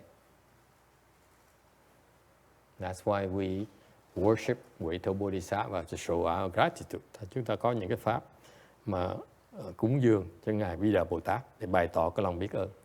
Because when you practice, okay, you need a lot of protection. Khi cái việc tu hành đó, cần rất nhiều cái sự cái sự ủng hộ.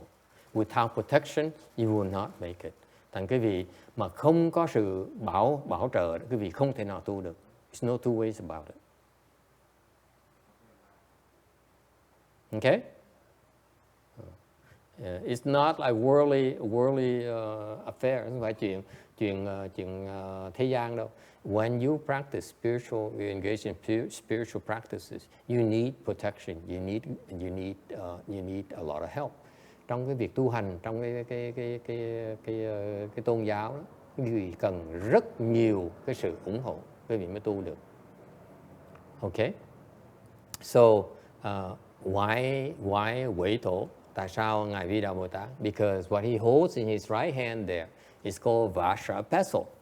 Thì tại vì Ngài đó cầm trong cái tay phải của Ngài, tay mặt của Ngài, cánh tay mặt của Ngài là một cái chùy kim cang. This is his preferred weapon. Đây là cái vũ khí của Ngài Vi Đà Bồ Tát. Okay. The Vajra pestle is made of Vajra.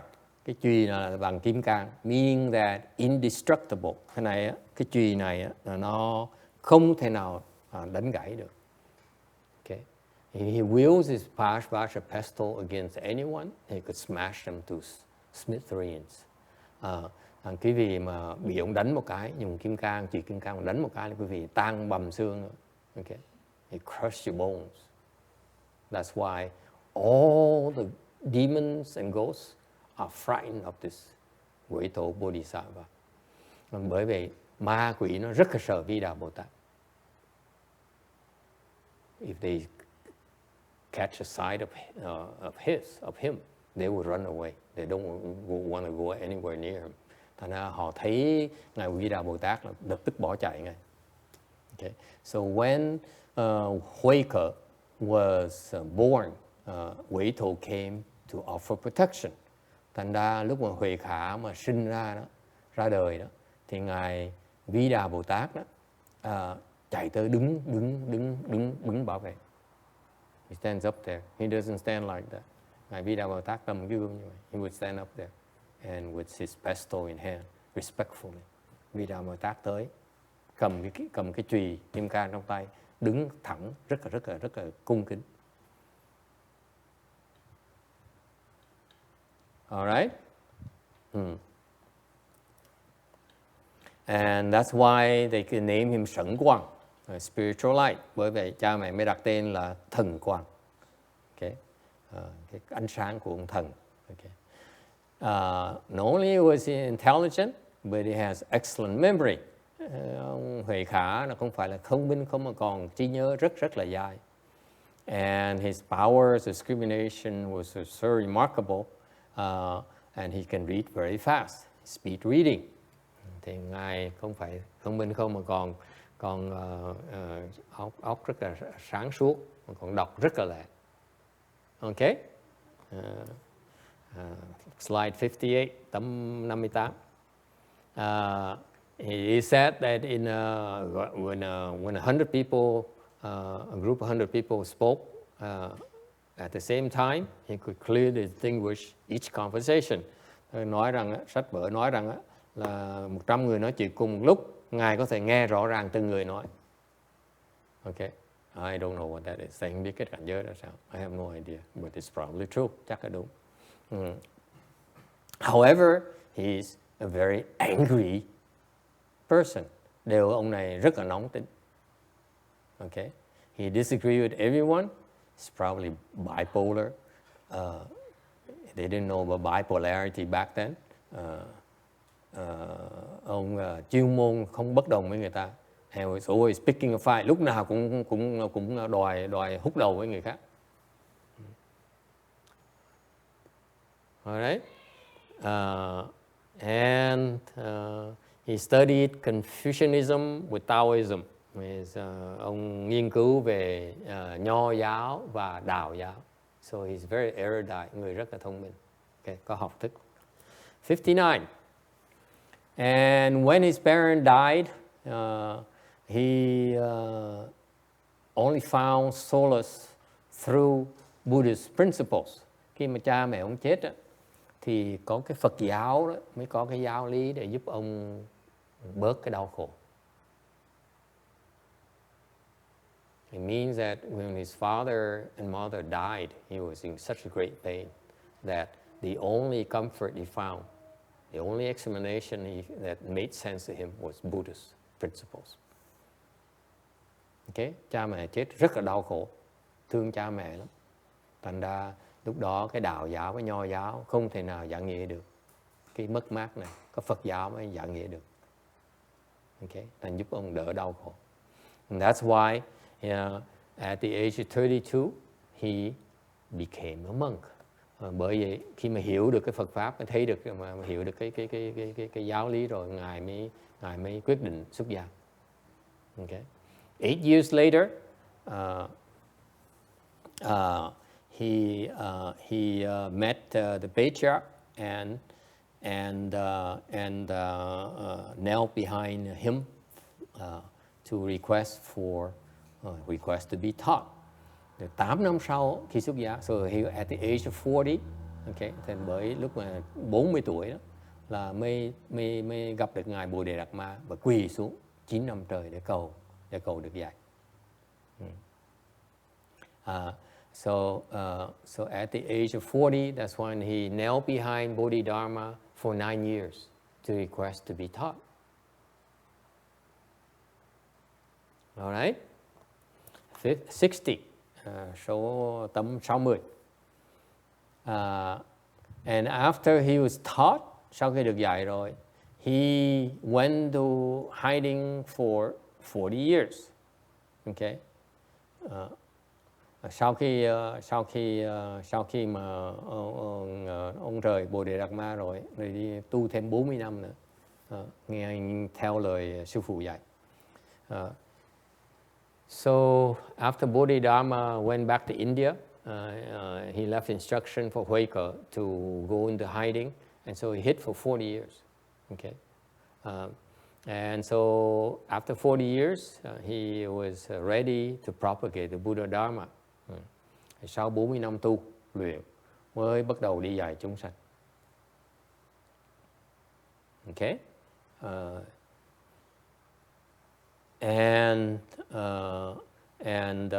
the enemies of Bodhidharma knew about Huike, so they knew that Huike was the heir of Bodhidharma, so they wanted to harm.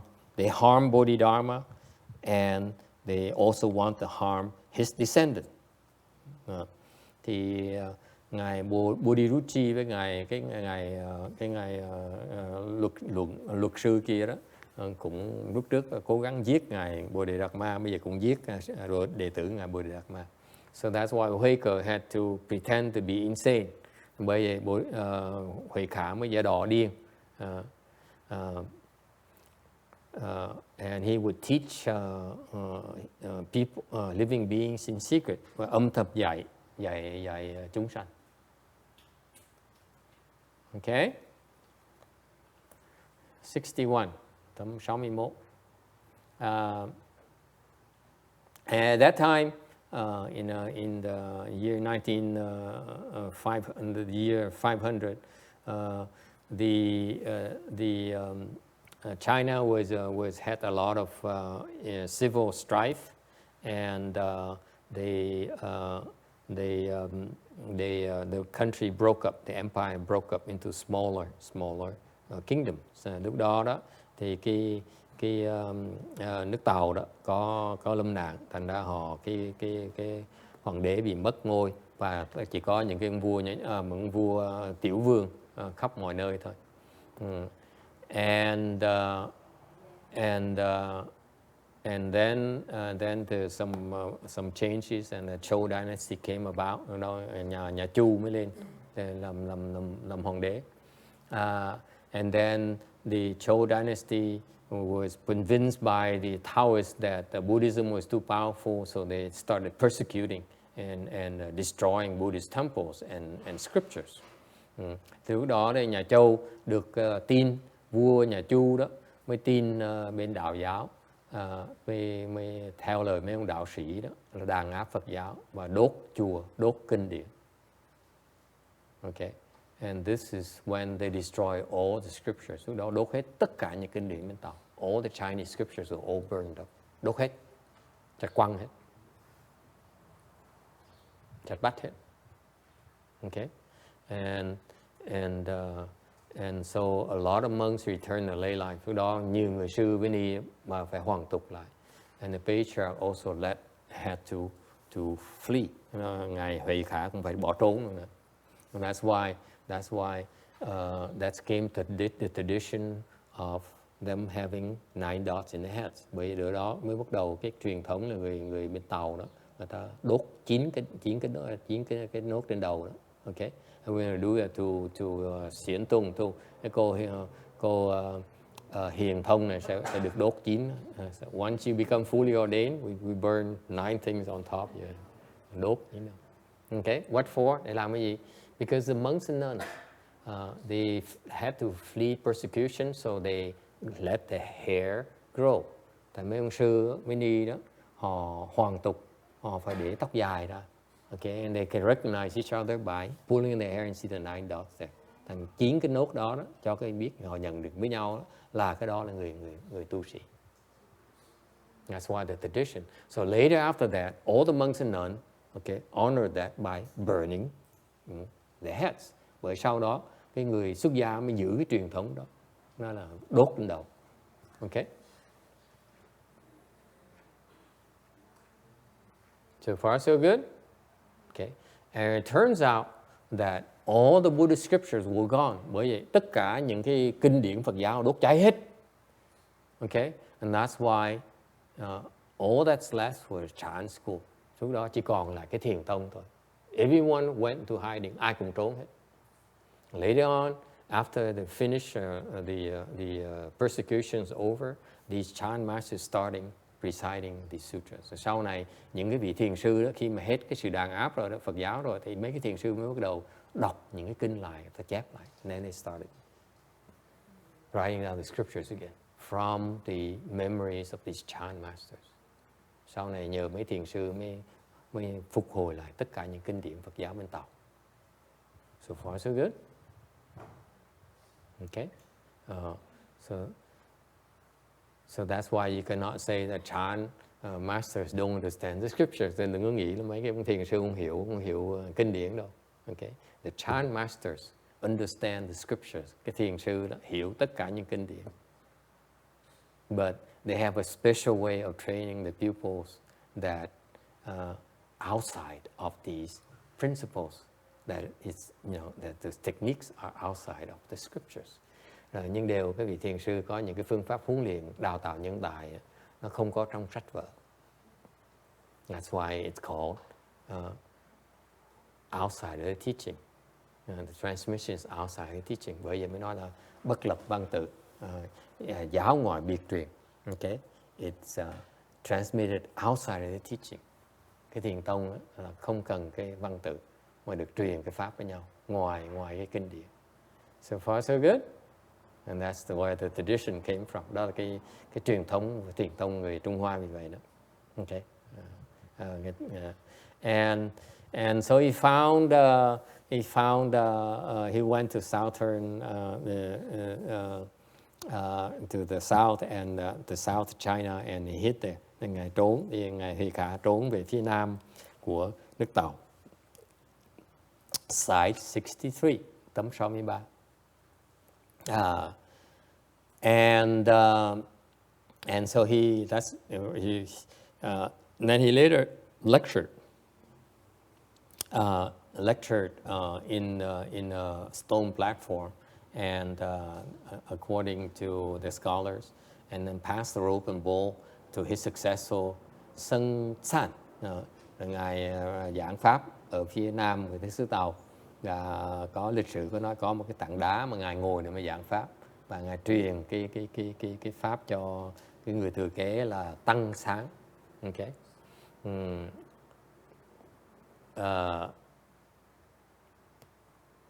And later, Huike, at a very high age, no one knows how old he was back then.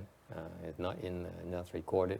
Sau này lúc mà ngài Huike rất là già, không biết là già bao nhiêu tuổi, tại vì sách vở không có nói là ông già bao nhiêu. Thì mới nói học trò là tôi phải trả cái nợ. He says, I have a karmic debt to repay. So a famous monk call him a witch. Một cái người hòa thượng rất là nổi tiếng tố ông, nói ông là phù thủy. Okay. And the emperor ordered the magistrate to arrest him and have him locked up. Thì hoàng đế mới là nghe lời, mới sai cái quan tòa bắt nhốt lại. Sau quan tòa hỏi, magistrate asked, are you human? Are you a freak? Or are you a witch? Or are you a freak? Nói là ông là người thường hay là ông là cái quỷ quái? And Huike says, I'm a freak. Huike mới nói, tôi là người quỷ quái. Okay. Number 65, tấm 65. The magistrate somehow knew that the answer is patriarch was not being truthful. So he says, you better speak the truth. You're in big trouble. Tell me the truth. Con tòa mới nói là biết ông này là nó xạo thôi. Nói là ông nên nói thiệt cái tôi, tại vì cái này trong hồ sơ cả. And the master says, I'm really a freak. And so he says, my Dharma here will not flourish until the 4th Patriarch. And then he was prepared to die. Ngài Huike mới nói, công việc đã xong rồi, my work is done. Okay. And the Buddha Dharma, cái Phật Pháp nó không có thịnh cho tới đời của tứ tổ. Okay. Và sẵn sàng chịu chết. So they cut his head off in slide 66, tấm 66. Thì họ mới chém đầu của ngài Huike. And a white milky substance flowed from his neck, severed neck. Thì chém một cái thì có một cái nước nó bằng trắng, chất mũ bằng trắng nó chảy ra thay vì máu nơi cái cổ đó. And the emperor realized that this is a sign that he's a pure yang. Cái này chứng minh là hồi đó người Tàu biết, the Chinese immediately understood that when you pure yang, your blood becomes white. Cái này là người Tàu hồi đó ta thấy, ta hiểu ngay lập tức. Ta nói khi mà quý vị mà trở thành dương đó, thuần dương đó, đó, thì cái máu quý vị trở thành màu trắng. Okay. So the emperor knew that he made a mistake, and because the 24th Indian patriarch also was cut off, and then his head also, and he spilled milky liquid. Giống như đời trước, hoàng đế mới nhớ đời trước, đời tổ thứ 24 bên người Ấn Độ đó cũng bị chặt đầu mà máu không chảy ra, mà cái chất trắng, nước trắng nó chảy ra. Okay.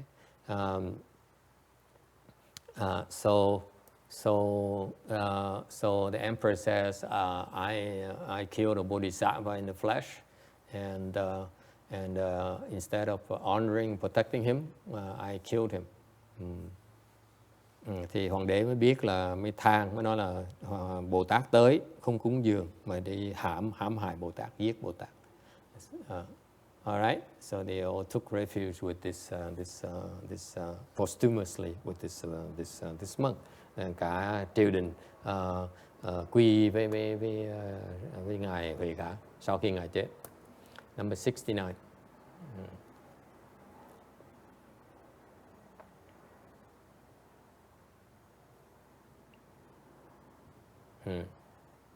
So in a letter to his student, Huike taught his student this way, according to Dr. Suzuki. Trong cái lá thơ mà ngài Huệ Khả gửi tới đệ tử của mình, ngài dạy đệ tử như vậy, mà ông giáo sư Suzuki dịch ra như vậy. And he says, "You have truly comprehended the Dharma as it is." Thì ông đã thật sự hiểu được cái pháp như thị. The deepest truth lies in the principle of identity. Cái sự thật mà cao minh nhất ở trong cái nghĩa của cái identity. What's identity? Okay. Của cái anh biết anh này thì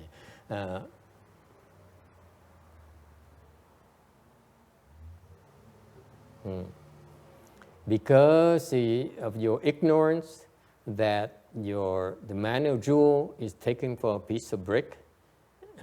Tại vì cái vị vô minh thành cái viên ngọc đó, mani đó, mã não đó, mà cái vị có mã não mà tưởng nó là cái giống như viên gạch vậy đó.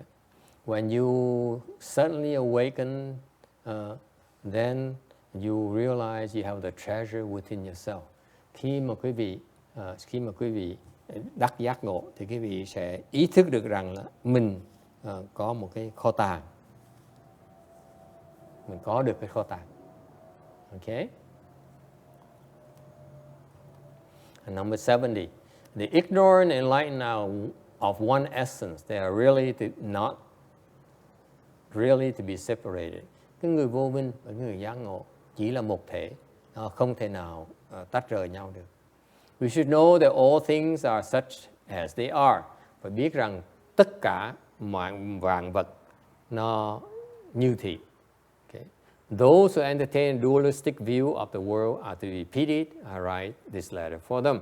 Những cái người mà vẫn chấp vào cái nhị nguyên đó là thiệt sự là rất là tội nghiệp. Tôi biên cái thơ này để cho họ đây.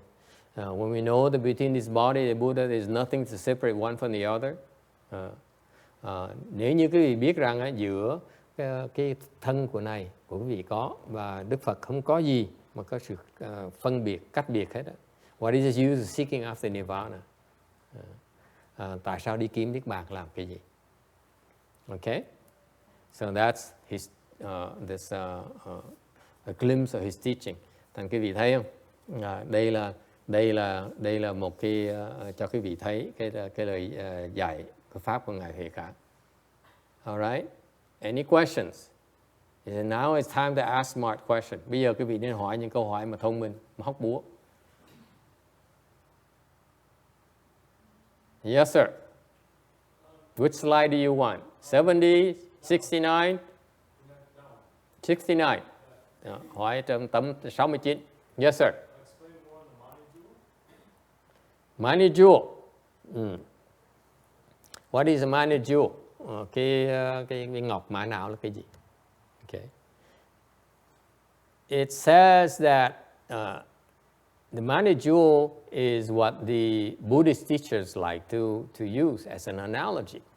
Cái ngọc mã não này là các vị pháp sư đó thường dùng làm cái dụ. It refers to the treasure inherent in you. Okay. Cái ngọc mã não này là cái dụ, là những cái người pháp sư để mô tả cái kho tàng mà cái vị sẵn có. Your money jewel is priceless. Cái viên ngọc mã não đó, nó vô giá. It's worth more than, for example, 700 million dollars. Nó còn trị giá hơn 700 triệu nữa. Did you hear the latest super lotto? I should have bought a ticket. Cái gì nghe không? Người ta mới trúng được 700 triệu không? Anyone? I heard about it. It's too late for me to go buy a ticket. Tại nghe mà hơi trễ quá, thôi đi mua trước rồi. Okay? It's because the people, and I admit to you, I did consider buying a ticket as soon as I heard of $700 million. Thì cái vị theo, thì khi thầy nghe nó 700 triệu, mình cũng muốn đi mua cái tấm vé số. It's because I don't realize I have a money jewel which is worth a lot more than that. Lý do mà cái người ta vẫn muốn đi mua cái vé số đó tại vì đó, không biết rằng cái trong mình đó, nó có một cái viên ngọc mã não nó còn quý hơn như vậy nhiều. Much more valuable. Okay? Any questions? Now you own already, cái vị có sẵn rồi. This is a very important point. Cái này rất là quan trọng thưa quý vị.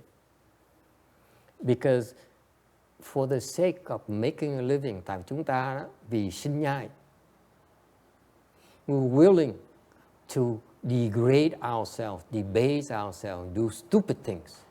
For what? Tại vì cái vấn đề sinh nhai mà chúng ta sẵn sàng làm những chuyện không tốt, từ đánh mất cái nhân phẩm của mình, cái giá trị con người của mình để làm được cái gì? Okay? Except, we talk about $700 million. Okay, that's an exception. But listen, for most of us, it's like, a few $100s, we have to lie. Vài trăm là mình bắt đầu nói láo rồi. Yes or no? Okay? And that's because we don't realize we have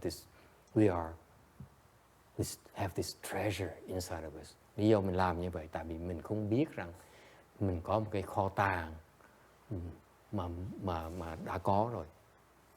Mà tại sao? Nếu quý vị thực sự biết mình giàu như vậy, mình đâu có làm những chuyện mà tồi tệ như vậy. If you really know you're rich and you're so blessed, you wouldn't do these stupid things. It's not worth it. Nó không xứng đáng.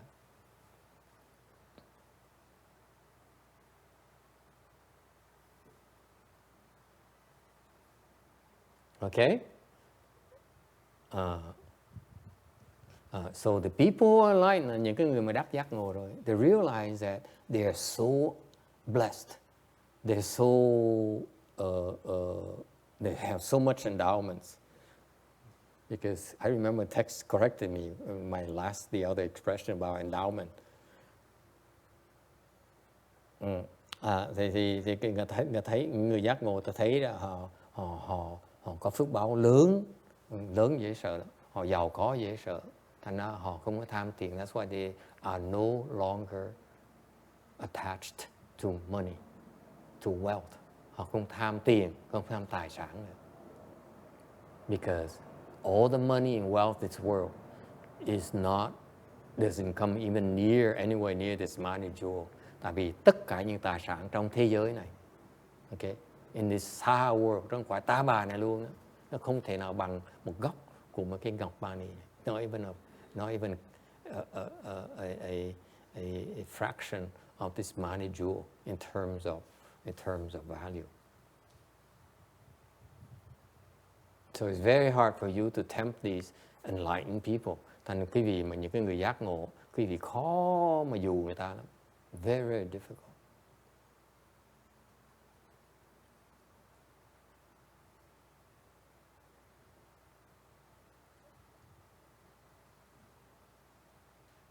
All right? So, for example, they come to the temple and say, "Oh, Master, can you come and pray for me so that my business gets better? And if I get better, can I give you $100,000? Please, $100,000 only? What are you talking about? 100 million, come on, let's be real." Thành có nhiều người tới nói vào chùa đó là thầy tới làm lễ cho con đi, làm lễ cho con, làm sở con để con sở công ăn việc làm con nó khá, con cúng thầy 50.000, $100.000. Mấy ông thầy mà thiệt sự mà giỏi, nó trời ơi, cúng 100.000 ít dữ vậy, trúng 100 triệu thì mình bắt đầu mình nói chuyện được. 100 million, half an hour. 100 triệu, nửa tiếng, no more. Here's a contract, sign. Okay? Does it help? So that's why when you hear the many jewel, it means that it's an analogy that you have so much. Why would you, if you really know your self-worth, you wouldn't stoop that low. Nói cách khác là cái người mà khi mà mấy pháp sư mà nói cái vị có viên ngọc mã não đó, có nghĩa là cái trị giá cái vị nó cao dễ sợ. Tại sao đánh mất cái phẩm giá mình được? Why would you do that? It's only because you're stupid. You don't realize you're so blessed. Cái vị làm như vậy tại cái vị không vô minh, cái vị không thấy rằng cái giá trị mình rất là cao. So far so good. Okay, in other words, it's because you're stupid, that's why you do stupid things that prevent you from accessing this many jewel. Nói cách khác, vì cái óc vô minh của quý vị, nên quý vị tạo những hành động vô minh, thành khiến quý vị không thể nào sử dụng được cái viên ngọc mã não này.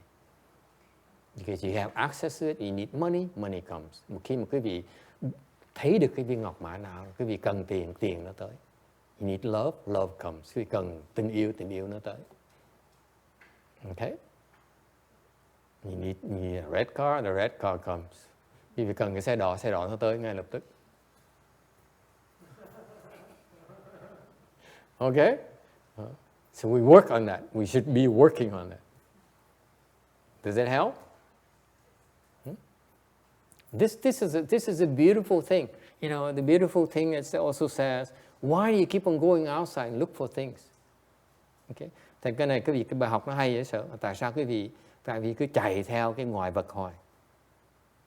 Okay? Why you base your happiness on external things? Tại sao quý vị là chuyên môn dựa cái hạnh phúc quý vị trên những cái ngoại vật? In a beautiful dress, cái áo đẹp, in makeup, đồ trang điểm. Okay? In a car, okay? Chiếc xe. Okay? If you really know, each one of you has this jewel mani. Tất cả cái vị đều có viên ngọc mani trong có sẵn hết rồi. Mà chưa biết xài, you don't know how to use it. That's all. And because you've been doing it wrong, that's why you struggle so much in life. Tại vì trước giờ cái vì vô minh thành làm những chuyện điên rồ, thành ra cái vị không thể nào sử dụng được viên ngọc mani này thôi. Okay? And we told you so, but you wouldn't listen. And nói cái vị không nghe lời, that's why we had to beat you, thành phải đánh cái vị.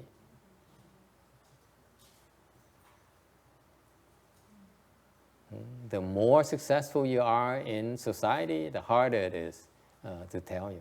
Càng thành công bao nhiêu trong xã hội này, càng có địa vị, càng có tiền tài, thì càng khó mà dạy cái vị, càng khó tin những cái lời dạy này. Okay? So you take whatever you have, your wealth to be a success. Actually, this enlightenment is the ultimate wealth. Quý vị thấy, cái người phàm phu thấy cái tài sản, cái của cải đó, tiền tài đó là cái sự thành công của họ. Họ không hiểu rằng cái giác ngộ mới thiệt sự là tài sản cao nhất mà giàu nhất. Okay? So that's why, little people thành mấy cái người tiểu nhân ấy, they said, oh, I'm the richest man on earth, therefore you need, you know. Thành ra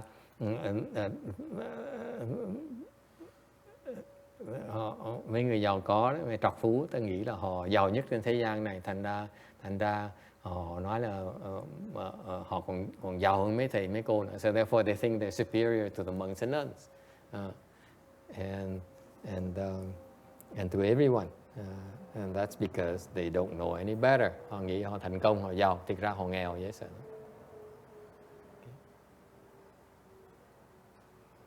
Alright, any questions? Anh thắc mắc gì khác không?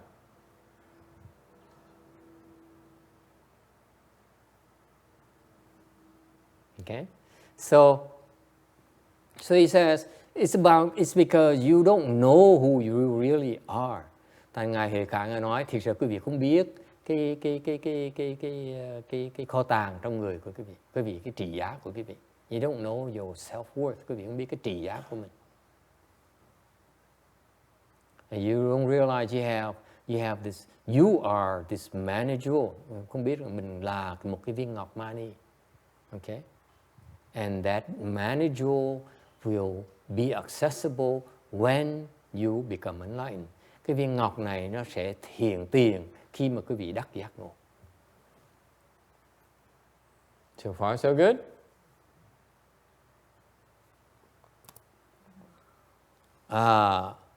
And once you become enlightened, even though you realize your superior wealth, and yet you and everyone is one and the same. Mặc dù lúc sau khi giác ngộ, quý vị biết là cái trị giá mình nó cao không thể tưởng tượng được, nhưng đều quý vị đồng thời hiểu rằng mình với tất cả chúng sanh chỉ là một thôi. We all the same. That's why this manageable is so incredible. Okay? And confused people have this dualistic view of the world. Những cái người mà vô minh á, còn vô minh á, vẫn thấy cái nhị nguyên. What is dualistic? Nhị nguyên là gì? These are very important Buddhist concepts. Đây những cái khái niệm quan trọng về Phật giáo. Dualistic is your state of mind. Cái nhị nguyên là gì? Là cái óc của quý vị.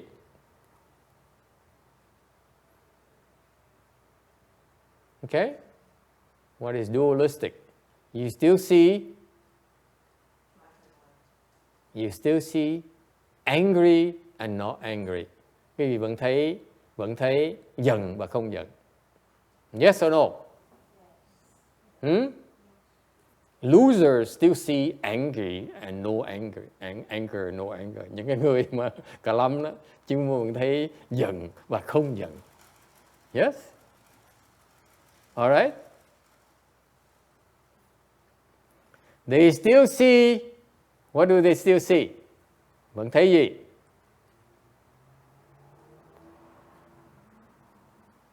Monk and non-monk.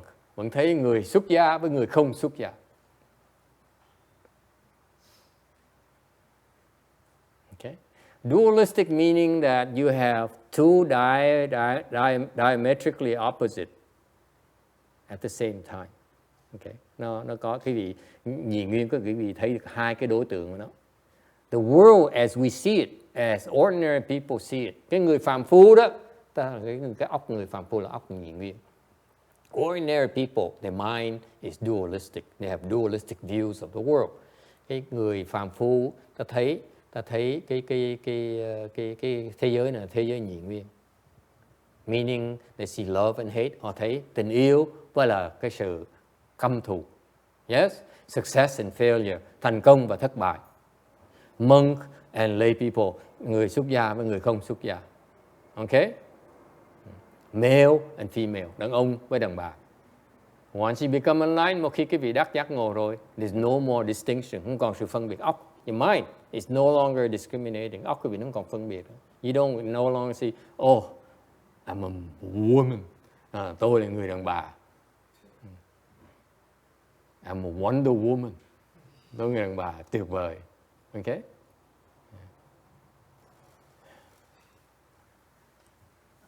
I'm Korean.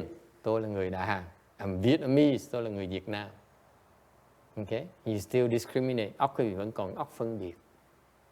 Okay, because it summarizes mind discrimination, discriminating mind, or dualistic view of the world. Thành cái óc phân biệt quý vị nó dựa trên cái nhị nguyên, cái nhãn kiến nhị nguyên của quý vị. Okay, pretty and ugly, đẹp và xấu. Okay, tall and short, cao và lùn. Okay, black and white, trắng và đen. Alright.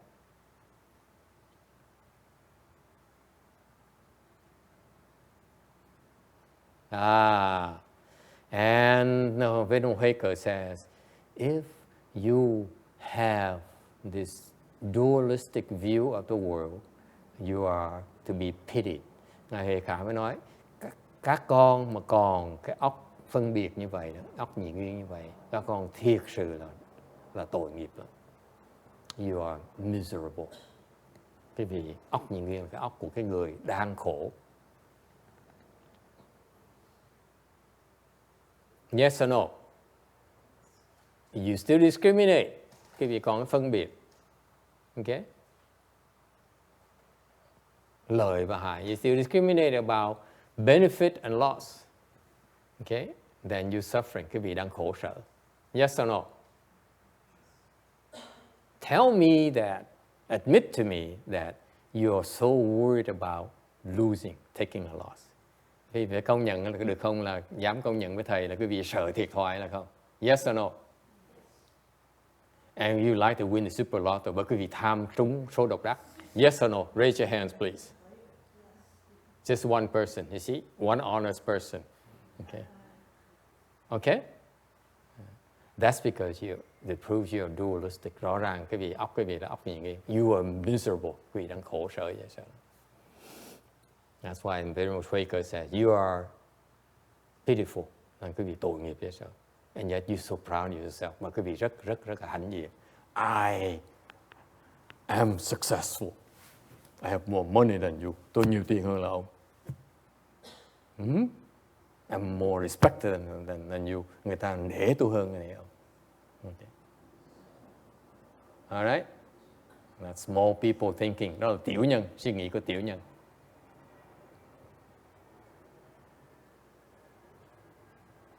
So far so good. And he says, once you become enlightened, finally, và cuối cùng, Ngài dạy rằng, after you become enlightened, okay, you become, you and the Buddha and everyone is the same. Quý vị sẽ thấy rằng Phật, quý vị và chúng sanh chỉ là một thôi. Okay. Then, it's no more seeking, even for nirvana. Lúc đó quý vị không cần phải cầu gì nữa. Ngay cầu Niết Bàn cũng không cần cầu luôn nữa. The reason the Arhats seek nirvana because they see that they and you are different. Cái lý do người A-la-hán vẫn mong đạt Niết Bàn là tại vì các ngài thấy rằng người A-la-hán, thức của A-la-hán với người khác là khác nhau. Okay? He sees that, you know, Venerable Sambosa, monk, he sees that you are still not there yet. That's why he needs to try to distance himself from you because you're too much trouble. Người A-hán như cái ông thầy Đại Hàn kia, ông nói là ông với cái vị là khác nhau. Ông là người giải thoát rồi, còn cái vị là người bề nhầy, thành ra phải né cái vị thôi, nó ngồi bên cạnh cái vị nó hôi lắm. Yeah, so he says, I'm next to you, you stink, you smell, and no matter how much cologne you put on, you still smell. Cái vị sức nước hoa bao nhiêu, người ta vẫn thấy cái mùi hôi của quý vị. Okay, that's why the Arhat says, you and me are different. Stay away from me. Okay. Người A-la-hán mới nói là quý vị bầy nhầy quá, tôi không thích gần quý vị. Okay. Đừng làm dơ cái chùa của tôi. Don't come and dirty my temple. Okay. All right. Any questions? Có ai thắc mắc gì không? That's what they said. After I'm done this body here, okay, I don't like my body. After I'm done this body, I'm going to go to nirvana. And sau khi người tứ của A-la-hán nói, sau khi mà tôi xong cái thân này rồi, tôi nhập Niết Bàn. I don't want a body. Không thích cái thân nữa. Okay, so this teaching here is for him to say to these sound hearers that there's no need to seek nirvana. Thành cái câu hỏi, cái này là dạy cho những người đệ tử còn thấp. Nó là các con mới tứ quả La Hán đừng đòi ham nhập niết bàn. It says, you fourth stage Arhats, my disciples, okay, do not seek nirvana. Do not, your work is not done yet. Công việc tu hành quý vị chưa xong. Tu tiếp đi, continue cultivating. And I don't, maybe it's a translation or whatever. I mean, that's I think that's what he means to his enlightened beings. And so he taught two levels. Thành cái chỗ này, Ngài dạy hai người trình độ. One is confused people like you. Thứ nhất là những cái người bầy nhầy như quý vị. You still have a dualistic view, chứ vẫn còn nhị nguyên. He says, Master, you don't make sense. I disagree with you. Cái người nói là thầy nói vô lý, con không đồng ý với thầy. Because you have a dualistic view. Tại vì cái người mà chuyên môn mà cãi lộn với thầy đó. All of you, 1, 2, 3, 4, 5, 6, 7, 8, 9, 10, 11, 12. Okay? 12 người đây, ngày hôm nay có mặt ngày hôm nay là chuyên môn cãi lộn với thầy. Tại vì cái vị còn nhị nguyên. So far, so good? Yes? Yes? Okay. You disagree with Master is because the proof right there, you are dualistic. Nếu cái người chuyên môn chọc quê thầy mà chuyên môn hỏi nản vấn, hỏi những câu hỏi hóc búa đó là những người còn nhị nguyên, chứng rõ quý vị là vô minh. It proves you are stupid when you ask, you want to ask me hard questions.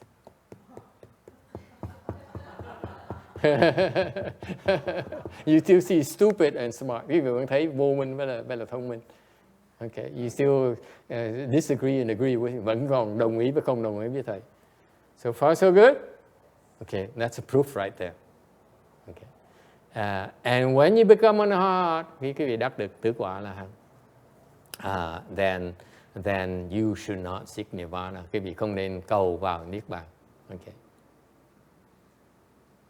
Because you're so sick of all these stupid people. Thầy thấy người ta bầy nhầy có gớm quá. Thầy muốn gần gũi người ta làm cái gì? Really? They always look at you and say, God, you are a basket case. Người A-la-hán nhìn cái vị nói trời, cái vị sao mà khổ dữ vậy? Gớm quá. Yeah, you're disgusting. Really? He says, you are so disgusting and you think so highly of yourself. A-la-hán nói cái vị sao mà bầy nhầy gớm guốc dễ sợ mà cứ nghĩ là mình ngon lành. Okay? And that's why Venerable Huike says, of you, those you who are sound hearers, fourth stage Arhat and practical Buddhas, do not seek nirvana. That's the level of his pupils, unfortunately. Dạy cái này là cái người trình độ này chỉ được hiểu được chừng đó thôi, thì dạy được chừng đó thôi. So far, so good?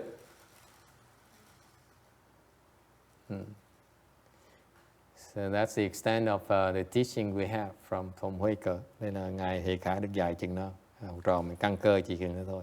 You see, he reached a very high level of enlightenment and yet he doesn't have that many students who teach them. Quý vị thấy khổ không? Cái trình độ Ngài Hệ Khả là cao lắm mà học trò không có bao nhiêu nên dạy không được. Okay. All right. Why didn't you stop me? You like to be scolded or something? Tại sao quý vị không chặn thầy lại? Muốn mắng nhiếc thì vì thích nghe lời mắng nhiếc hả? That proves you are dualistic. You love to be scolded. Rõ ràng cái óc quý vị vẫn còn nhị nguyên thì vẫn thích bị chửi như thế. Admit it. You like to be beaten too. Quý vị muốn bị đánh. Yes or no? I rest my case. Rõ ràng. Wrong answer again. Vẫn trả lời trật như thường. Okay, let's stand up and do the rebirth transference. Thank you for your patience. Mình đứng dậy, mời quý vị làm hồi hướng gì đó, vãng sanh.